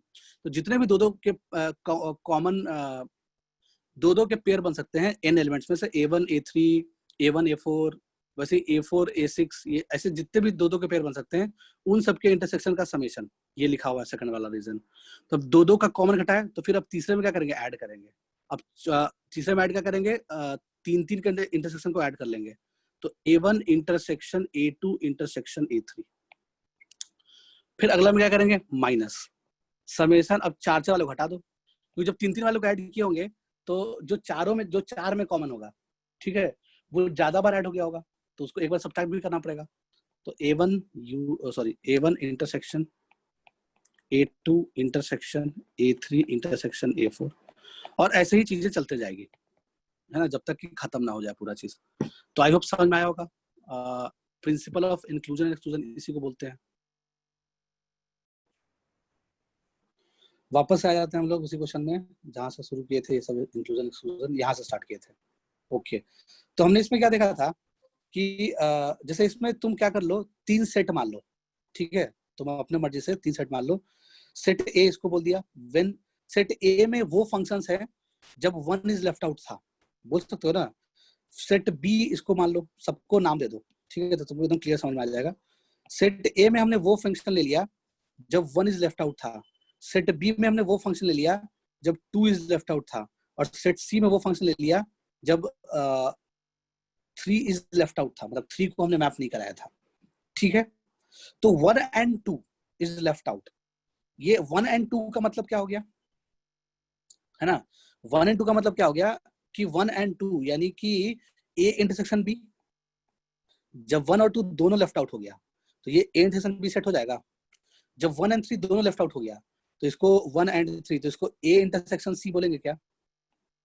और जब टू एंड थ्री दोनों लेफ्ट आउट हो गया तो इसको बी इंटरसेक्शन सी सेट बोलेंगे क्या।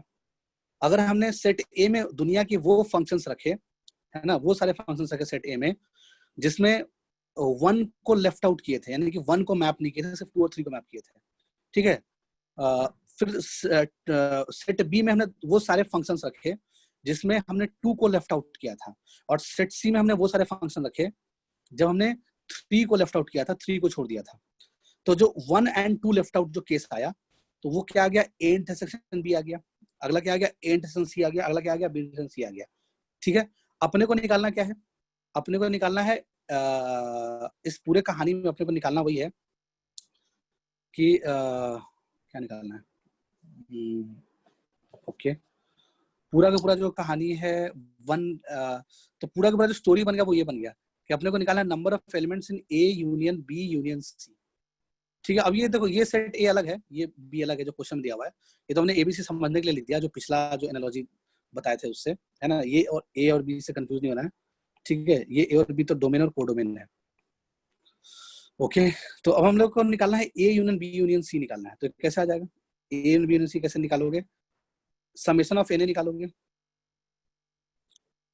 यानी कि n A plus N B plus N C, okay. फिर क्या करोगे, माइनस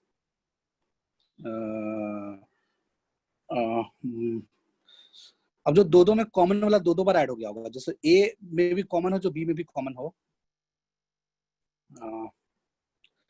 तो हमने इसमें घटा दिया, कौन कौन दो दो वाले को घटा दिया। तो minus number of elements in A intersection B intersection C, क्या बोल रहे थे, हाँ, A intersection B intersection C, C नहीं सॉरी, एन इंटरसेक्शन बी, दो दो वाला कॉमन वाला घटा दिया, दो दो कॉमन वाला घटा दिए, ठीक है, कोई दिक्कत नाम की चीज ही नहीं है।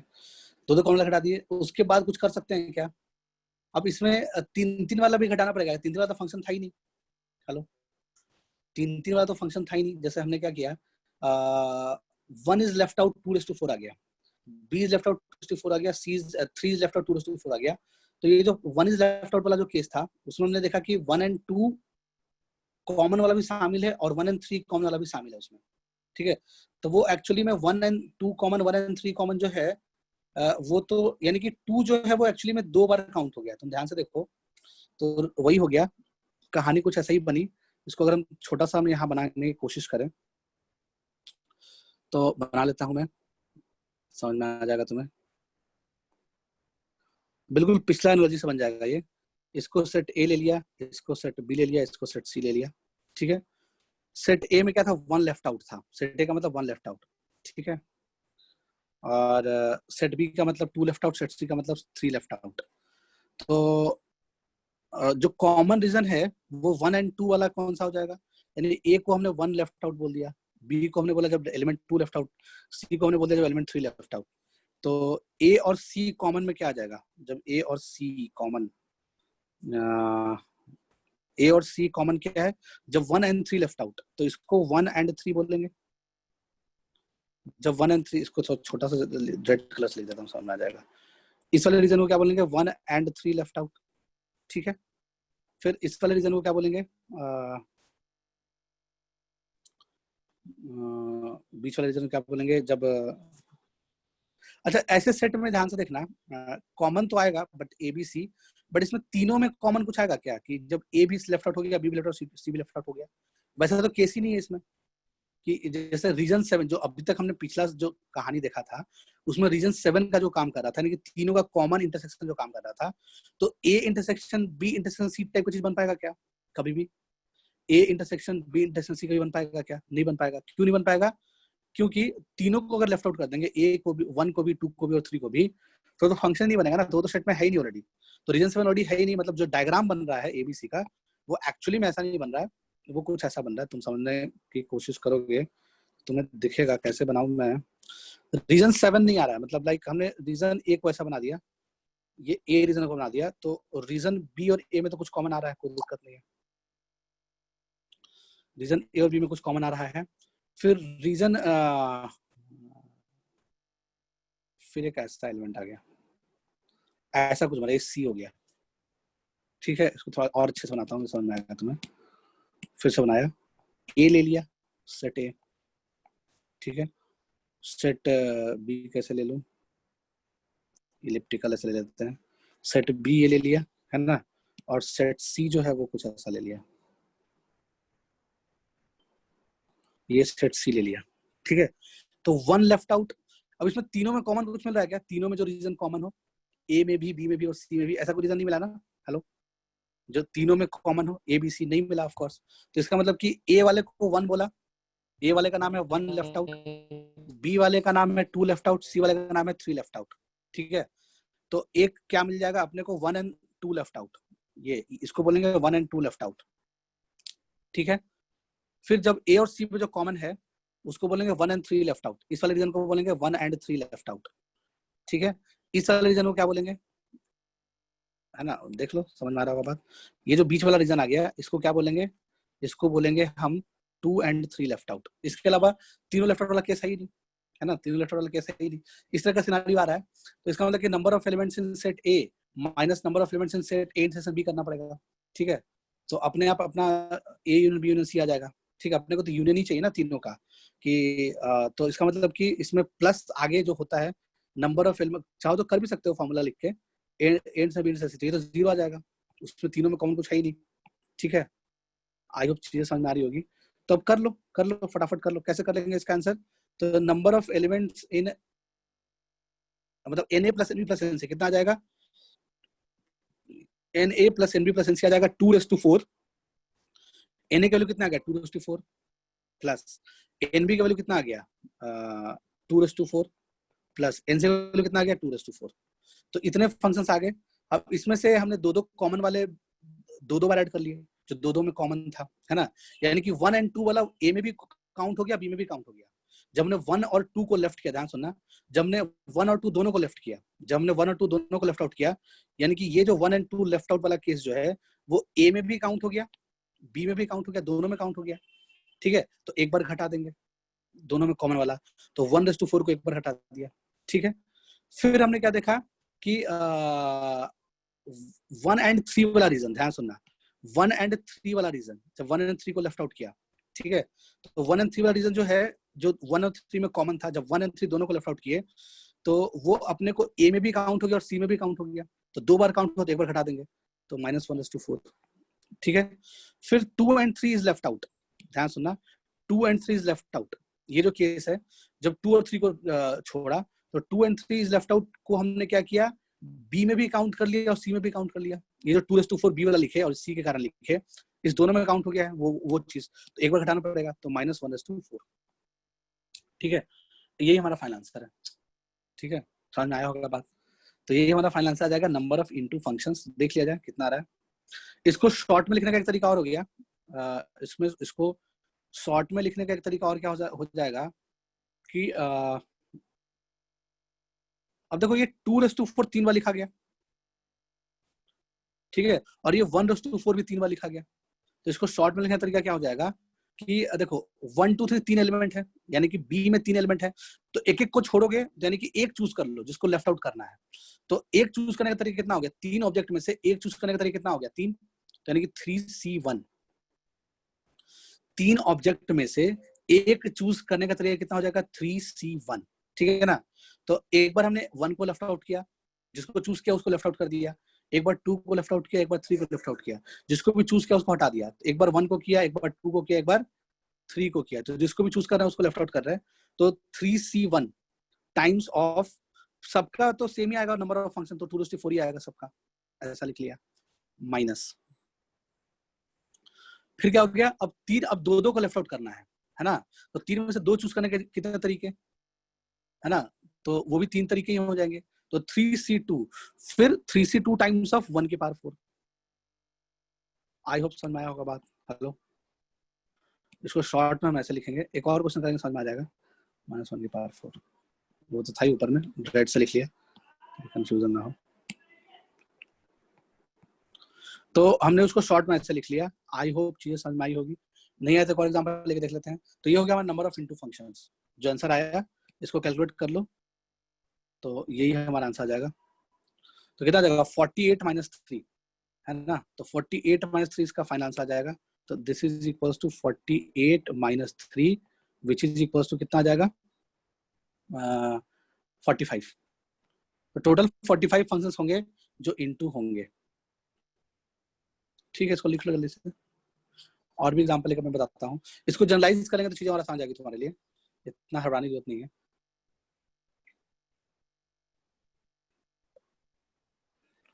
लिख लिए क्या, हेलो,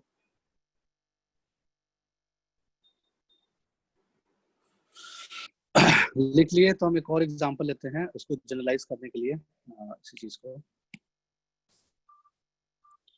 लाइक फिर से वैसा ही कुछ कर लो। फिर से उसको समझ लो फॉर्मूला के तरीके से, ठीक है ना, कहानी भी बन जाएगी। पिछला ही क्वेश्चन लेते हैं कि सेट ए है, सेट ए में 4 एलिमेंट था, ऐसे कुछ था ना। सेट ए में 4 एलिमेंट था, एक मिनट, हमारे पास पिछला क्वेश्चन क्या था। सेट ए में 4 एलिमेंट था, सेट बी में 3 एलिमेंट था। ओके, फिर से लिया, सेट ए में 4 एलिमेंट ले लिया, ए लिया, बी लिया, सी लिया, डी लिया। सेट बी में 3 एलिमेंट ले लिया, लाइक अल्फा 1 लिया, अल्फा 2 लिया, अल्फा 3 लिया। ठीक है, अब अपने को नंबर ऑफ इनटू फंक्शंस निकालना है। तो नंबर ऑफ इनटू फंक्शंस निकालने के लिए क्या करेंगे, हमने क्या किया, पहले क्या करेंगे कि किसी एक को निकालना पड़ेगा, किसी एक को निकालना पड़ेगा, यानी कि किसी एक को छोड़ना पड़ेगा। ठीक है, किसी एक को छोड़ना पड़ेगा। तो इसका मतलब कि किसी एक को कौन, तो एक बार अल्फा 1, एक बार अल्फा 2, एक बार अल्फा 3। इसका मतलब इसको हम जनरलाइज करेंगे यहाँ से। अब यहाँ ए है, ए में मान लो हमारे पास n एलिमेंट्स है। ठीक है, तो A1 है, A2 है, और ऐसे करते करते AN है। और सेट बी में मान लो R एलिमेंट्स है, अल्फा 1 है, अल्फा 2 है, और ऐसे करते करते अल्फा R है। ठीक है, तो फॉर्मूला ही बनते जाएगा। हमने क्या किया था कि सबसे पहले क्या करेंगे, एक को छोड़ने के तरीके, एक को पहले चूज करो और उसको लेफ्ट आउट कर दो। ठीक है, तो 3 ऑब्जेक्ट था हमारे पास, तो 3 ऑब्जेक्ट अल्फा 1, अल्फा 2, अल्फा 3, उसमें से कोई एक चूज कर लिया, 3C1 तरीके से कोई एक चूज कर लिया। तो एक बार अल्फा 1 चूज हुआ होगा, एक बार अल्फा 2 चूज हुआ होगा, अल्फा 3 चूज हुआ होगा। तो हमने 3C1 तरीके से मान लो चूज किया और अल्फा 1 चूज हो गया। ठीक है, तो अल्फा 1 को लेफ्ट आउट कर दिया। अब अल्फा 1 को लेफ्ट आउट करने के बाद अब जो नंबर ऑफ फंक्शंस बनेगा वो क्या बनेगा, 4 वर्सेस 2, मतलब 4 to 2 एलिमेंट, इधर 4 एलिमेंट, इधर 2 एलिमेंट, है ना। तो 4 to 2 एलिमेंट कितने फंक्शंस बन सकते हैं, 2⁴। तो हमने यहाँ पे 2⁴ लिख लिया माइनस, ठीक है। अब ये माइनस क्यों किया भाई, तो हमने क्या किया, एक एक वाला जब एक एक वाला हटाया तो उसमें दो दो कॉमन वाला भी तो अपने आप शामिल हो गया होगा। तो यानी कि हमने एक एक वाला किया, जब एक एक लेफ्ट आउट किया था, तो अब दो दो लेफ्ट आउट वाला भी इसमें इंक्लूडेड है, तो उसको एक्सक्लूड करना पड़ेगा, ठीक है। तो उसको एक्सक्लूड कैसे करेंगे, तो अब दो दो कैसे चूज करोगे, तो 3 में से 2 चूज करने के तरीके 3C2, ठीक है। तो अब मतलब 3 में से 2 चूज करने का तरीका 3C2 वेज में चूज कर सकते हैं, 3 में से कोई भी 2 ऑब्जेक्ट। तो मान लिया कि अल्फा 1 और अल्फा 2 दोनों सेलेक्ट हो गया, 2 चूज किया तो, ठीक है। अब जो नंबर ऑफ फंक्शंस बनेगा वो 4 to 1, 4 एलिमेंट्स टू 1 एलिमेंट्स बनेगा नंबर ऑफ फंक्शंस। तो 4 elements to 1 element number of function कितना बनेगा, 1⁴ बनेगा, ठीक है। तो यही आंसर आ गया, बस खत्म। इसका मतलब कि अगर हम जनरलाइज करके निकालें, इसके लिए निकालें तो कैसे निकालेंगे, देख लो। हमने क्या किया, हमारे पास R एलिमेंट्स है सेट बी में, उसमें से पहले एक को छोड़ोगे, एक एक को छोड़ोगे, है ना। तो इसका मतलब कि R में से, ध्यान सुनना, R में से हमने क्या किया, एक चूज किया, R में से एक चूज किया, मान लो कोई भी एक लेफ्ट आउट हो गया, अल्फा 1 लेफ्ट आउट हो गया, तो अब इधर बचा n एलिमेंट्स और इधर बचा R-1 एलिमेंट्स। समझ पा रहे हो बात को, इधर R-1 एलिमेंट और इधर n एलिमेंट्स।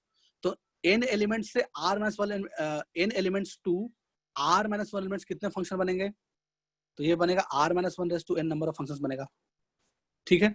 समझे बात। तो ये जो RC1 यानी कि RC1 क्या अपने आप में R आ गया ना। देखो R-1 फंक्शन बना होगा किसके लिए, अल्फा 1 को जब छोड़े होंगे, प्लस R-1 फंक्शन बना होगा कब, जब अल्फा 2 को लेफ्ट आउट किए होंगे, जब अल्फा 3 को लेफ्ट आउट किए होंगे तो R-1 की पावर n बना होगा। तो ये R-1 कितनी बार ऐड हुआ, मतलब कितनी बार हुआ आया होगा टर्म्स, 8 टाइम्स आया होगा। यानी R बोले तो 8 टाइम्स बोले तो क्या RC1 टाइम्स आया होगा, है ना। यानी कि जितने तरीके से हम एक एलिमेंट चूज कर सकते हैं आउट ऑफ R एलिमेंट, उतनी बार R-1 की पावर n ऐड हुआ होगा। तो हमने क्या लिख लिया, आगे RC1 लिख लिया, ठीक है। RC1 मतलब क्या हो गया, R आ गया, ठीक है। तो हमने क्या किया, पहले कोई भी एक एलिमेंट को चूज कर लिया, R एलिमेंट में से एक एलिमेंट को चूज कर लिया, मान लो अल्फा 1 चूज हो गया, तो अल्फा 1 को लेफ्ट आउट कर दिया, और जो बचा है बी में, उससे हमने फंक्शन बना लिया, तो वो क्या बन गया, R-1 की पावर n फंक्शन बन गया, खत्म बात। अभी एक एक वाला आ गया, अब एक एक वाले में जो दो दो के कॉमन वाले होंगे वो ऑलरेडी इंक्लूड हो गए होंगे ज्यादा बार, क्योंकि हमने क्या किया, एक एक लेफ्ट आउट वाला निकाला, एक एक लेफ्ट आउट वाला, ये आंसर आ गया। तो अब एक एक लेफ्ट आउट वाला जब नंबर ऑफ फंक्शन निकाल रहे होंगे, इसमें वो फंक्शन भी इंक्लूड हो गया होगा जिसमें दो दो लेफ्ट आउट हो गया होगा, है ना। तो वो ज्यादा बार काउंट हो गया, ठीक है ना। तो हम क्या करेंगे, अब घटाएंगे, अब दो दो वाले को घटाएंगे, तो अब दो दो वाले को कैसे घटाओगे, माइनस R में से क्या किया, 2 चूज कर लिया, है ना। अब मान लो R में से 2 चूज करेंगे तो कुछ भी चूज हो सकता है, कोई 2 कुछ भी चूज हो सकता है। लाइक मान लो किसी ने चूज किया 2 और उसने अल्फा 2 और अल्फा 3 चूज कर लिया, 2 चूज किया तो अल्फा 2 अल्फा 3 चूज हो गया आज तरीके से। तो यानी कि तुम R में से कोई भी 2 चूज कर सकते हो, अल्फा 2 अल्फा 3 भी एक चूज करने का तरीका हो गया, एक अल्फा 1 अल्फा 2 चूज करने का तरीका हो गया। ऐसे करके बहुत सारे तरीके होंगे, तो कितने तरीके होंगे, RC2 तरीके होंगे। तो हमने RC2 तरीके से कोई भी 2 एलिमेंट चूज कर लिया, ठीक है। अब बचा कितना, R-2 एलिमेंट्स बचा, क्योंकि 2 एलिमेंट तो यूज हो चुका है, लेफ्ट आउट हो चुका है, 2 एलिमेंट को हम सेट बी से बाहर निकाल चुके हैं। तो अब बचा क्या, R-2 एलिमेंट बचा। तो n एलिमेंट से n टू R-2 एलिमेंट कितने फंक्शंस बनते हैं, n to number of functions from n elements to R-2 elements, कितने फंक्शन बनेंगे, R-2 समझ में आया बात, ठीक है। अब हमने दो दो कॉमन वाला जब माइनस किया, एक्सक्लूड किया दो दो कॉमन वाला, तो इसमें जो है, जो 3 कॉमन वाला था, यानी कि 3 लेफ्ट आउट वाला जो केस था, वो ज्यादा बार एक्सक्लूड हो गया, तो एक बार इंक्लूड करना पड़ेगा। तो फिर प्लस आर किया, RC3, तो R में से कोई भी 3 चूज कर लिया।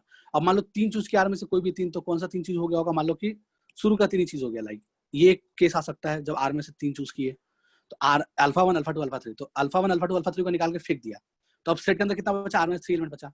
तो अब जो फंक्शन बनेगा वो कितना बनेगा, R-3 बनेगा, ठीक है।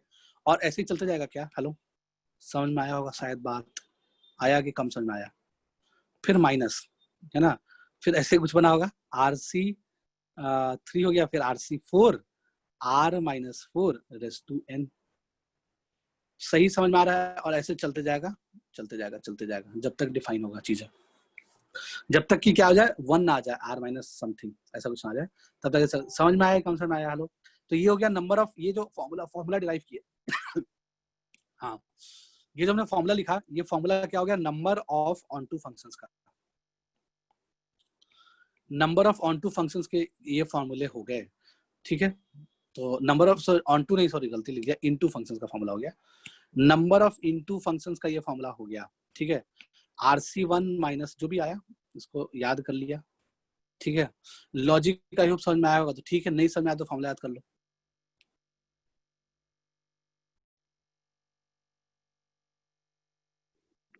चलो आगे देख लेते हैं number of on two functions.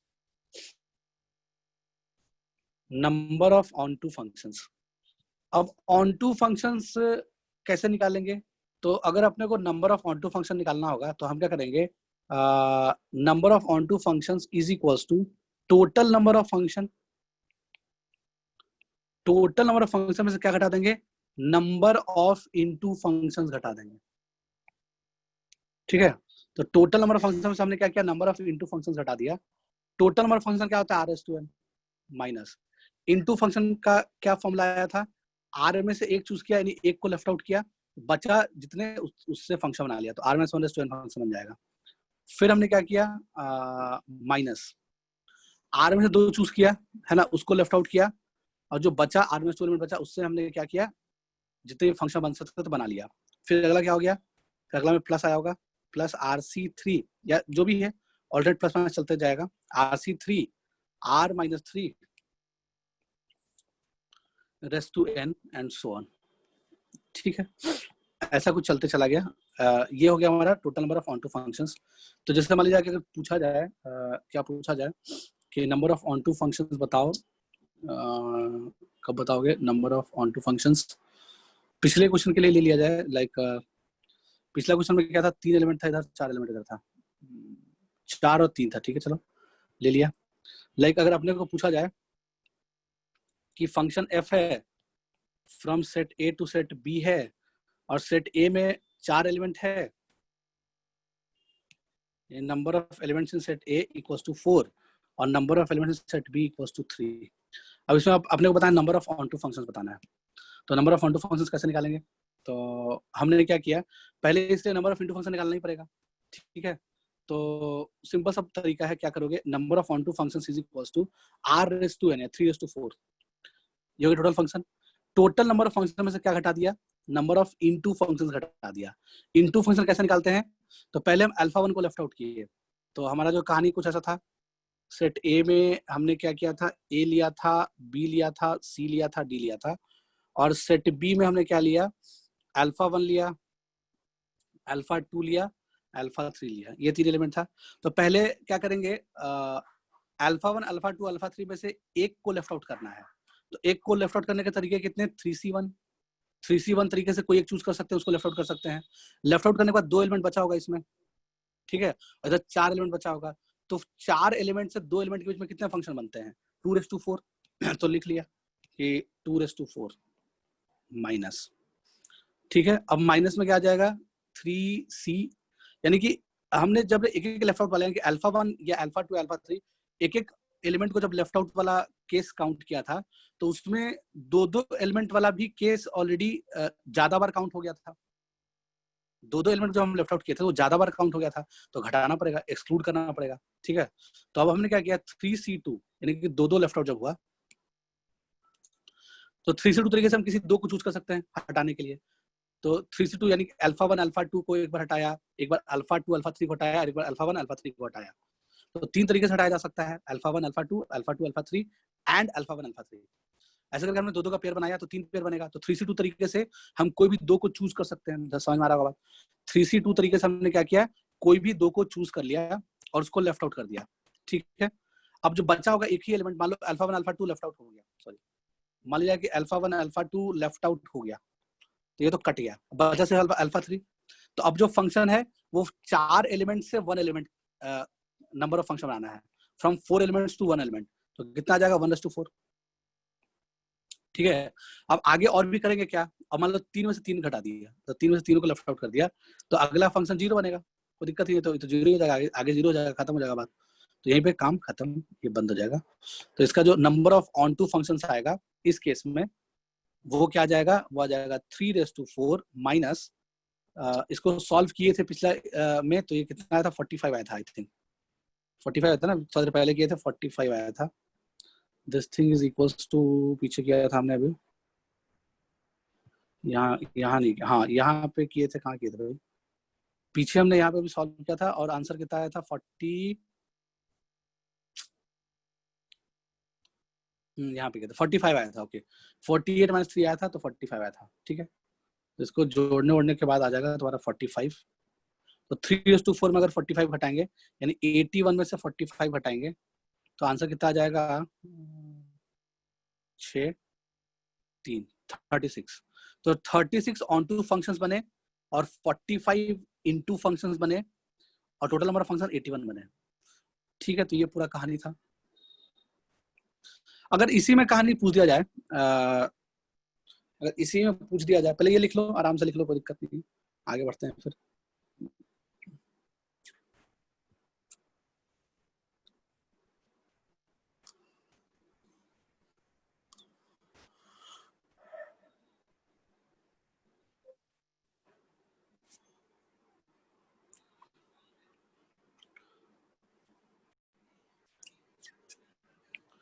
अगर इस बार पूछा जाए number of on to functions, number of onto functions from A to B where number of elements in set A is equals to 3 and number of elements in set B equals to 4, ऐसा कुछ है। उल्टा हो गया कहानी इस बार। तो set A में 3 एलिमेंट आ गया, तो मान लो यहाँ ABC आ गया, और सेट B में 4 एलिमेंट आ गया, और मान लीजिए अल्फा 1 अल्फा 2 अल्फा 3 और अल्फा 4 आ गया। अब तुम्हें ऑन टू फंक्शन बनाना है, तो तुम ध्यान से देखना, ए का मैपिंग तुम अल्फा 1 से करोगे सपोज, ठीक है, फिर क्या करोगे कि बी का मैपिंग सपोज अल्फा 2 से कर दिया और सी का मैपिंग सपोज अल्फा 3 से कर दिया। ठीक है, तो देखो इसमें क्या तुम ऑन टू फंक्शन बना पाओगे क्या? ठीक है, एक ना एक तो छूट ही जाएगा। ये देखो एबीसी डोमेन में 3 एलिमेंट है, 3 element max to max 3 element cover कर सकता है कोर डोमेन में, है ना, मैक्स टू मैक्स 3 एलिमेंट ही कवर कर सकता है, उसके अलावा नहीं। या तो ये केस पॉसिबल था, या ऐसा भी केस पॉसिबल हो सकता था, है ना, ए ले लिया और बी ले लिया। देखो मैक्सिमम 3 एलिमेंट का मैक्सिमम कैपेसिटी क्या है? अगर डोमेन में 3 एलिमेंट है तो 3 एलिमेंट की मैक्सिमम कैपेसिटी क्या है कि वो जो सेट बी है उसके मैक्सिमम 3 एलिमेंट को ही मैप कर सकता है, उससे ज्यादा तो कर नहीं सकता, क्योंकि डोमेन में एक एलिमेंट से एक ही एरो निकलता है। ठीक है, तो एक केस ऐसा भी था कि हो सकता था कि बी या तो इसको कवर कर ले, है ना, सी इसको कवर कर ले, तो इसमें 2 एलिमेंट छूट गए। चाहे कुछ भी कर लो तुम, कोई भी जुगाड़ लगा लो, एक एलिमेंट तो छूटेगा ही छूटेगा। ठीक है, तो इसका मतलब कि सारे फंक्शंस क्या आएंगे, इनटू ही आएंगे, ऑन टू तो आएगा ही नहीं, है ना। तो इसका मतलब कि no onto function is possible, no onto function is possible. तो number of on to function क्या आ जाएगा, 0। So therefore number of onto function, therefore number of onto function equals to 0। तो number of on to function 0, समझ में आया बात, खत्म बात। ठीक है, तो इसमें जो भी होगा वो इनटू फंक्शन ही होगा। ठीक है, तो अगर इसमें पूछे कि नंबर ऑफ इनटू फंक्शन बताओ, तो नंबर ऑफ इनटू फंक्शन क्या जाएगा, r/n। r का काम कौन कर रहा है, 4, तो 4 का क्यूब, तो 4 का cube number of into function हो गया, और यही टोटल नंबर ऑफ फंक्शन भी हो गया। इसी को हम टोटल नंबर ऑफ फंक्शंस भी बोलेंगे, यही हमारा टोटल नंबर ऑफ फंक्शन भी हो जाएगा। ओके, खत्म बात, यही था। यानी कि number of on to function 0 कब होगा, तो number of on to function 0 तब होगा जब r is greater than n होगा, जब r is greater than n होगा। ठीक है, जब r की वैल्यू n से बड़ा होगा तो उस केस में r क्या था, number of elements in b, है ना, यानी कैसे देख लिया, when number of elements in b is greater than number of elements in a, जब भी ऐसा कुछ हो जाएगा तो set a to set b जो है number of on to function 0 आ जाएंगे। तो r ग्रेटर देन n में ऐसा केस आ जाएगा। ठीक है, समझ में आया होगा बात। और अगर r और n बराबर हो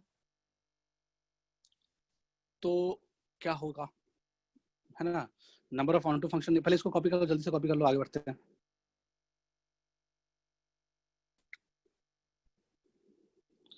लिख लिए क्या?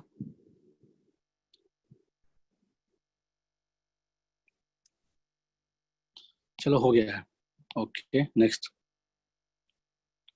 इस बार हमने क्या किया, number of on to function बताना है। इस बार आपने बताना है number of on to functions. Number of on to function बताना है। और हमारे पास जो कहानी है वो सेट ए है और सेट बी है, दोनों में नंबर ऑफ एलिमेंट्स बराबर है। ठीक है, लाइक चार चार ले लो, मान लो ए बी सी डी, और यहाँ मान लिया जाए अल्फा 1 अल्फा 2 अल्फा 3 अल्फा 4। तो नंबर ऑफ ऑन टू फंक्शंस कितने बनेंगे ये निकालना है। ठीक है, अब नंबर ऑफ ऑन टू फंक्शंस बनाना है। तो देखो लेफ्ट में 4 एलिमेंट, राइट में 4 एलिमेंट है, तो लेफ्ट वाला मैक्सिमम 4 एलिमेंट को कवर कर सकता है ना। तो मतलब इन शॉर्ट कहने मतलब ये हो गया, अगर हम फॉर्मूले से जाएं तो नंबर ऑफ इनटू फंक्शन घटा सकते हैं, ये सब चीजें कर सकते हैं, बट उतना करने की जरूरत नहीं पड़ेगी। सिंपली क्या करो, इस केस में r इक्वल्स टू n है, और number of on to function तभी बनेगा जब हर एक एलिमेंट अलग अलग एलिमेंट को मैप करेगा।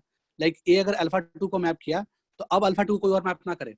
लाइक अगर बी भी अल्फा 2 को मैप कर दिया, अगर बी का मैपिंग अल्फा 2 से हो गया, तो सी और डी मैक्सिमम क्या कर सकता है, सी और डी मैक्सिमम 2 और एलिमेंट कवर कर पाएगा। तो एक एलिमेंट तो छूट ही जाएगा ना, तो ऑन टू कहां से बनेगा, ऑन टू तो बनेगा नहीं। इसका मतलब कि चारों को अलग अलग एलिमेंट से मैप होना पड़ेगा, तो अपने आप ऑन टू फंक्शन बन जाएगा अगर बराबर केस वाला है तो। ठीक है, तो बी को भी किसी और से मैप करा दो, किसी से ही मैप करा सकते हैं बी को। तो यानी कि अगर ए को अल्फा 2 से मैप करा दिए तो बी को किसी और से करा दिया अल्फा 2 को छोड़ के। फिर मान लिया जाए कि बी अगर अल्फा 1 से मैप हो गया, तो अब अल्फा 1 अल्फा 2 को छोड़ के सी को किसी और से मैप करा दिया, लाइक अल्फा 4 से करा दिया, और डी को मान लो अल्फा 3 से करा दिया। ठीक है, तो ये एक ऑन टू फंक्शन पॉसिबल है। समझ आया बात, जिसमें चारों को डोमेन का चारों एलिमेंट कवर हो गया है ना, चारों एलिमेंट का प्री में एग्जिस्ट कर गया। तो ऐसे क्वेश्चन का निकालने का बड़ा सिंपल तरीका। ऐसे अगर केस आ जाए तो उसमें ज्यादा लंबा फॉर्मूला कुछ आएगा नहीं। सिंपली क्या करोगे कि यानी कि हमारे पास 4 प्लेसेस हैं, 1 2 3 4, एक ए के लिए, एक बी के लिए, एक सी के लिए और एक डी के लिए। ठीक है, तो अगर ए का ए को फिल यानी ए के पास 4 चॉइसेस अवेलेबल है, या तो अल्फा 1 या तो अल्फा 2 या तो अल्फा 3 या तो अल्फा 4। अगर मान लो ए ने अल्फा 2 से मैपिंग कर ली, तो अब बी के लिए 3 चॉइस अवेलेबल है, अल्फा 2 छोड़ के बाकी सब, तो बी के लिए 3 चॉइस अवेलेबल है। वैसे सी के लिए 2 चॉइस और डी के लिए फिर लास्ट में जो एक चॉइस बचा वही होगा। तो क्या आ गया, 4 फैक्टोरियल हो गया क्या, है ना, बिल्कुल 4 फैक्टोरियल हो गया। तो इसका मतलब ये हो गया कि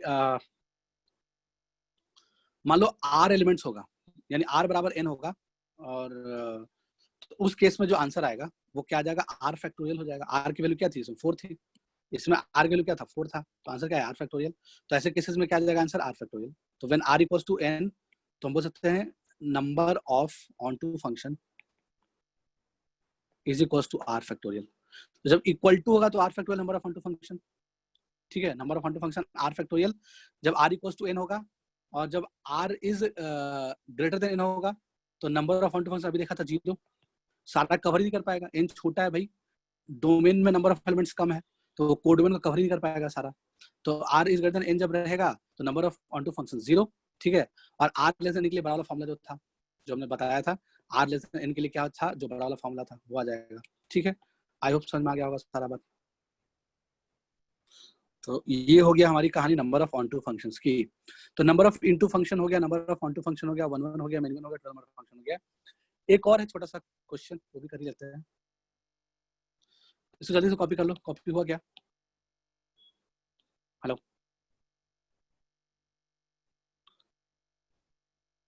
हाँ सर, हो गया, चलो ठीक है आगे बढ़ते हैं।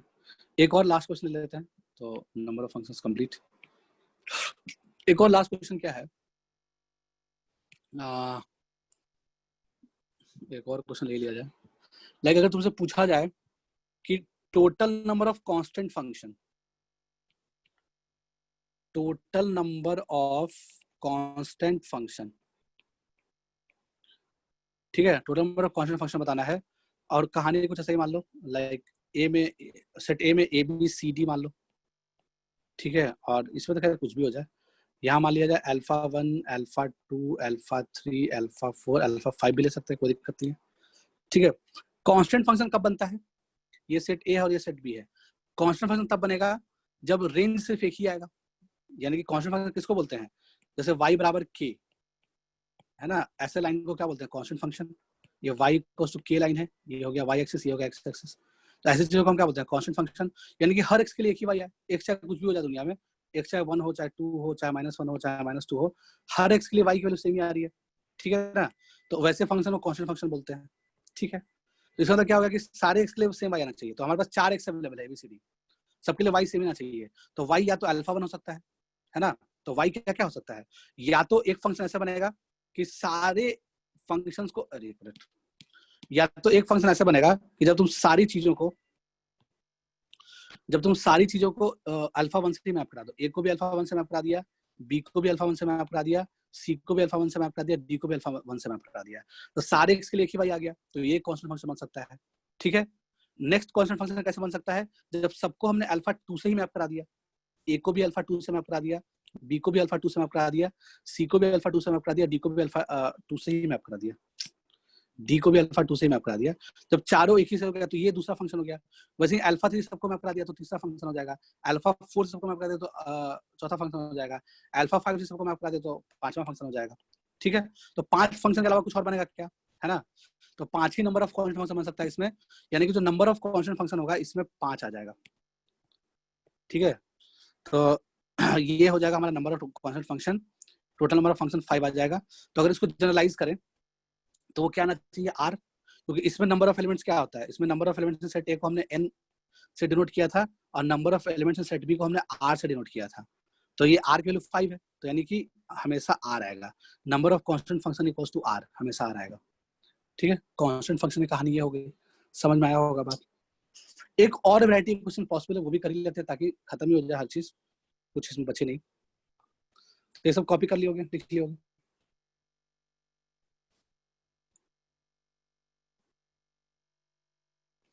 जल्दी से लिख लो, ये तो आसान था, कोई दिक्कत था ही नहीं।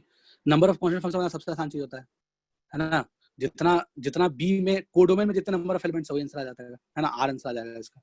ओके, लिख लिए, आगे बढ़ जाते हैं। एक और क्वेश्चन के लिए तुम्हें डीरेंजमेंट का क्वेश्चन पढ़ना होगा, लाइक डीरेंजमेंट का कॉन्सेप्ट थोड़ा समझना होगा।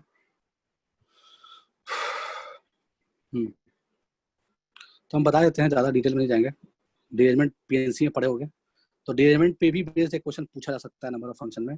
लाइक तुमसे ऐसा पूछ दिया जाए कि ए में एलिमेंट दे दिया कुछ भी, लाइक ए दे दिया, बी दे दिया, सी दे दिया, डी दे दिया, और बी में एलिमेंट दे दिया क्या दे दिया भाई, y1 दे दिया, y2 दे दिया, y3 दे दिया, y4 दे दिया, ठीक है, ऐसा कुछ हो गया। और इसमें ये बोला जा रहा है कि क्या बोला जा रहा है कि ए का मैपिंग मान लो, यानी कि अगर ए से बी को रिलेट करने वाला फंक्शन एफ है, तो एफ ऑफ ए, यानी कि हम इसको कैसे बोलूं, एफ ऑफ, एक मिनट, ऐसा लिख दिया, सबको A1 A2 ऐसे लिख देते हैं, इसको A1 लिख लिया, इसको A2 लिख लिया, इसको A3 लिख लिया, इसको A4 लिख लिया, ठीक है। अब क्वेश्चन पूछने वाला ने ऐसे पूछ दिया कि F of A I not equals to, F of A I not equals to Y I. तो एफ ऑफ ए आई जो है वो not equals to Y I है।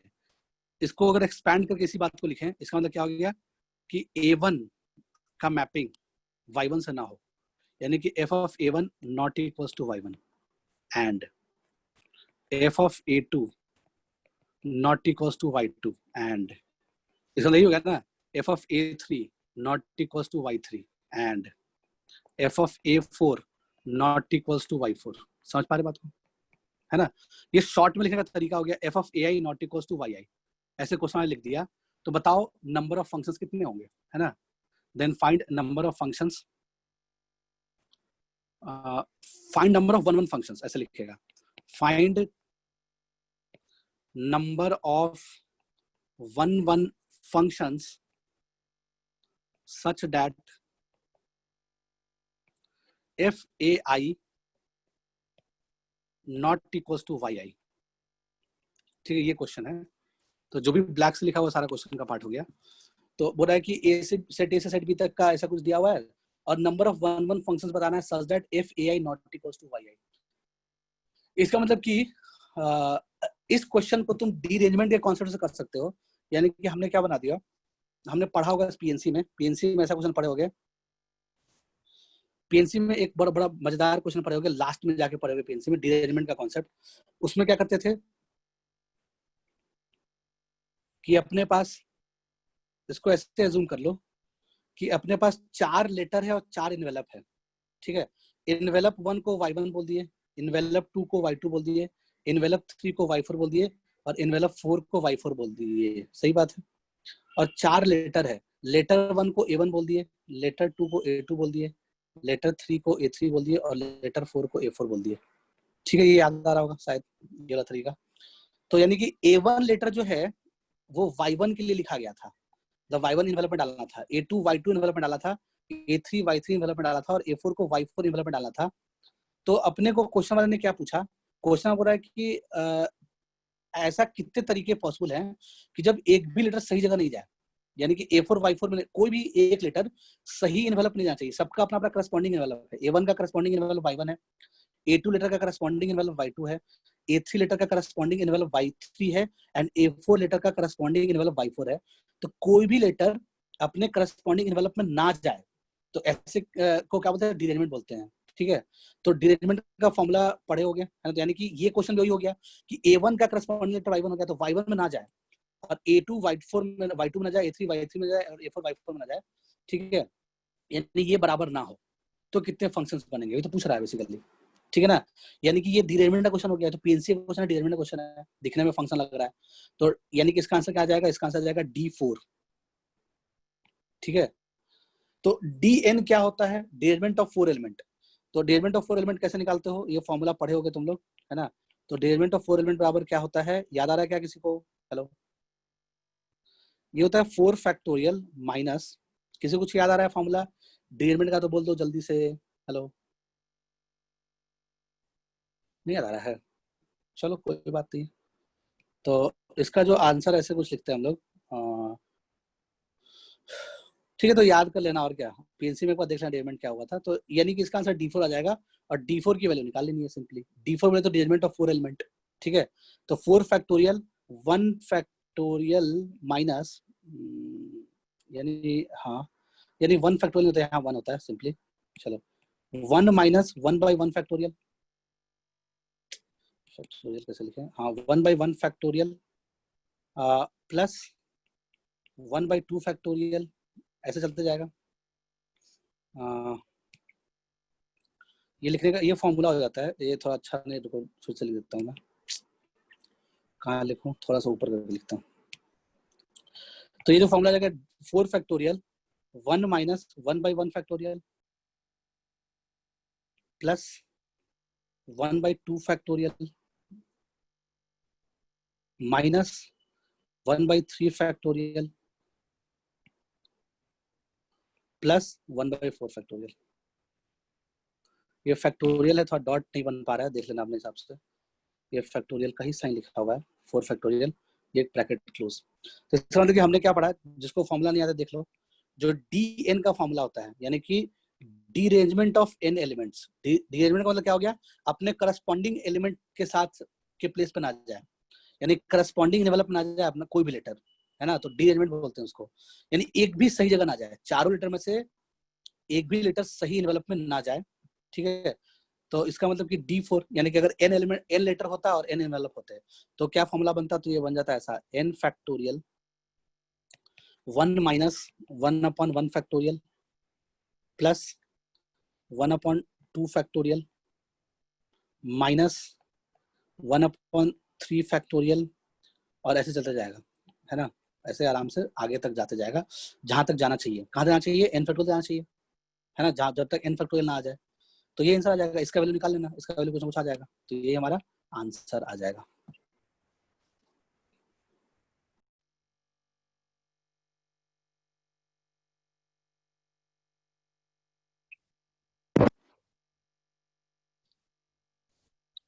ठीक है, स्क्रीन पे फोटो दिख रहा है तुम लोग को?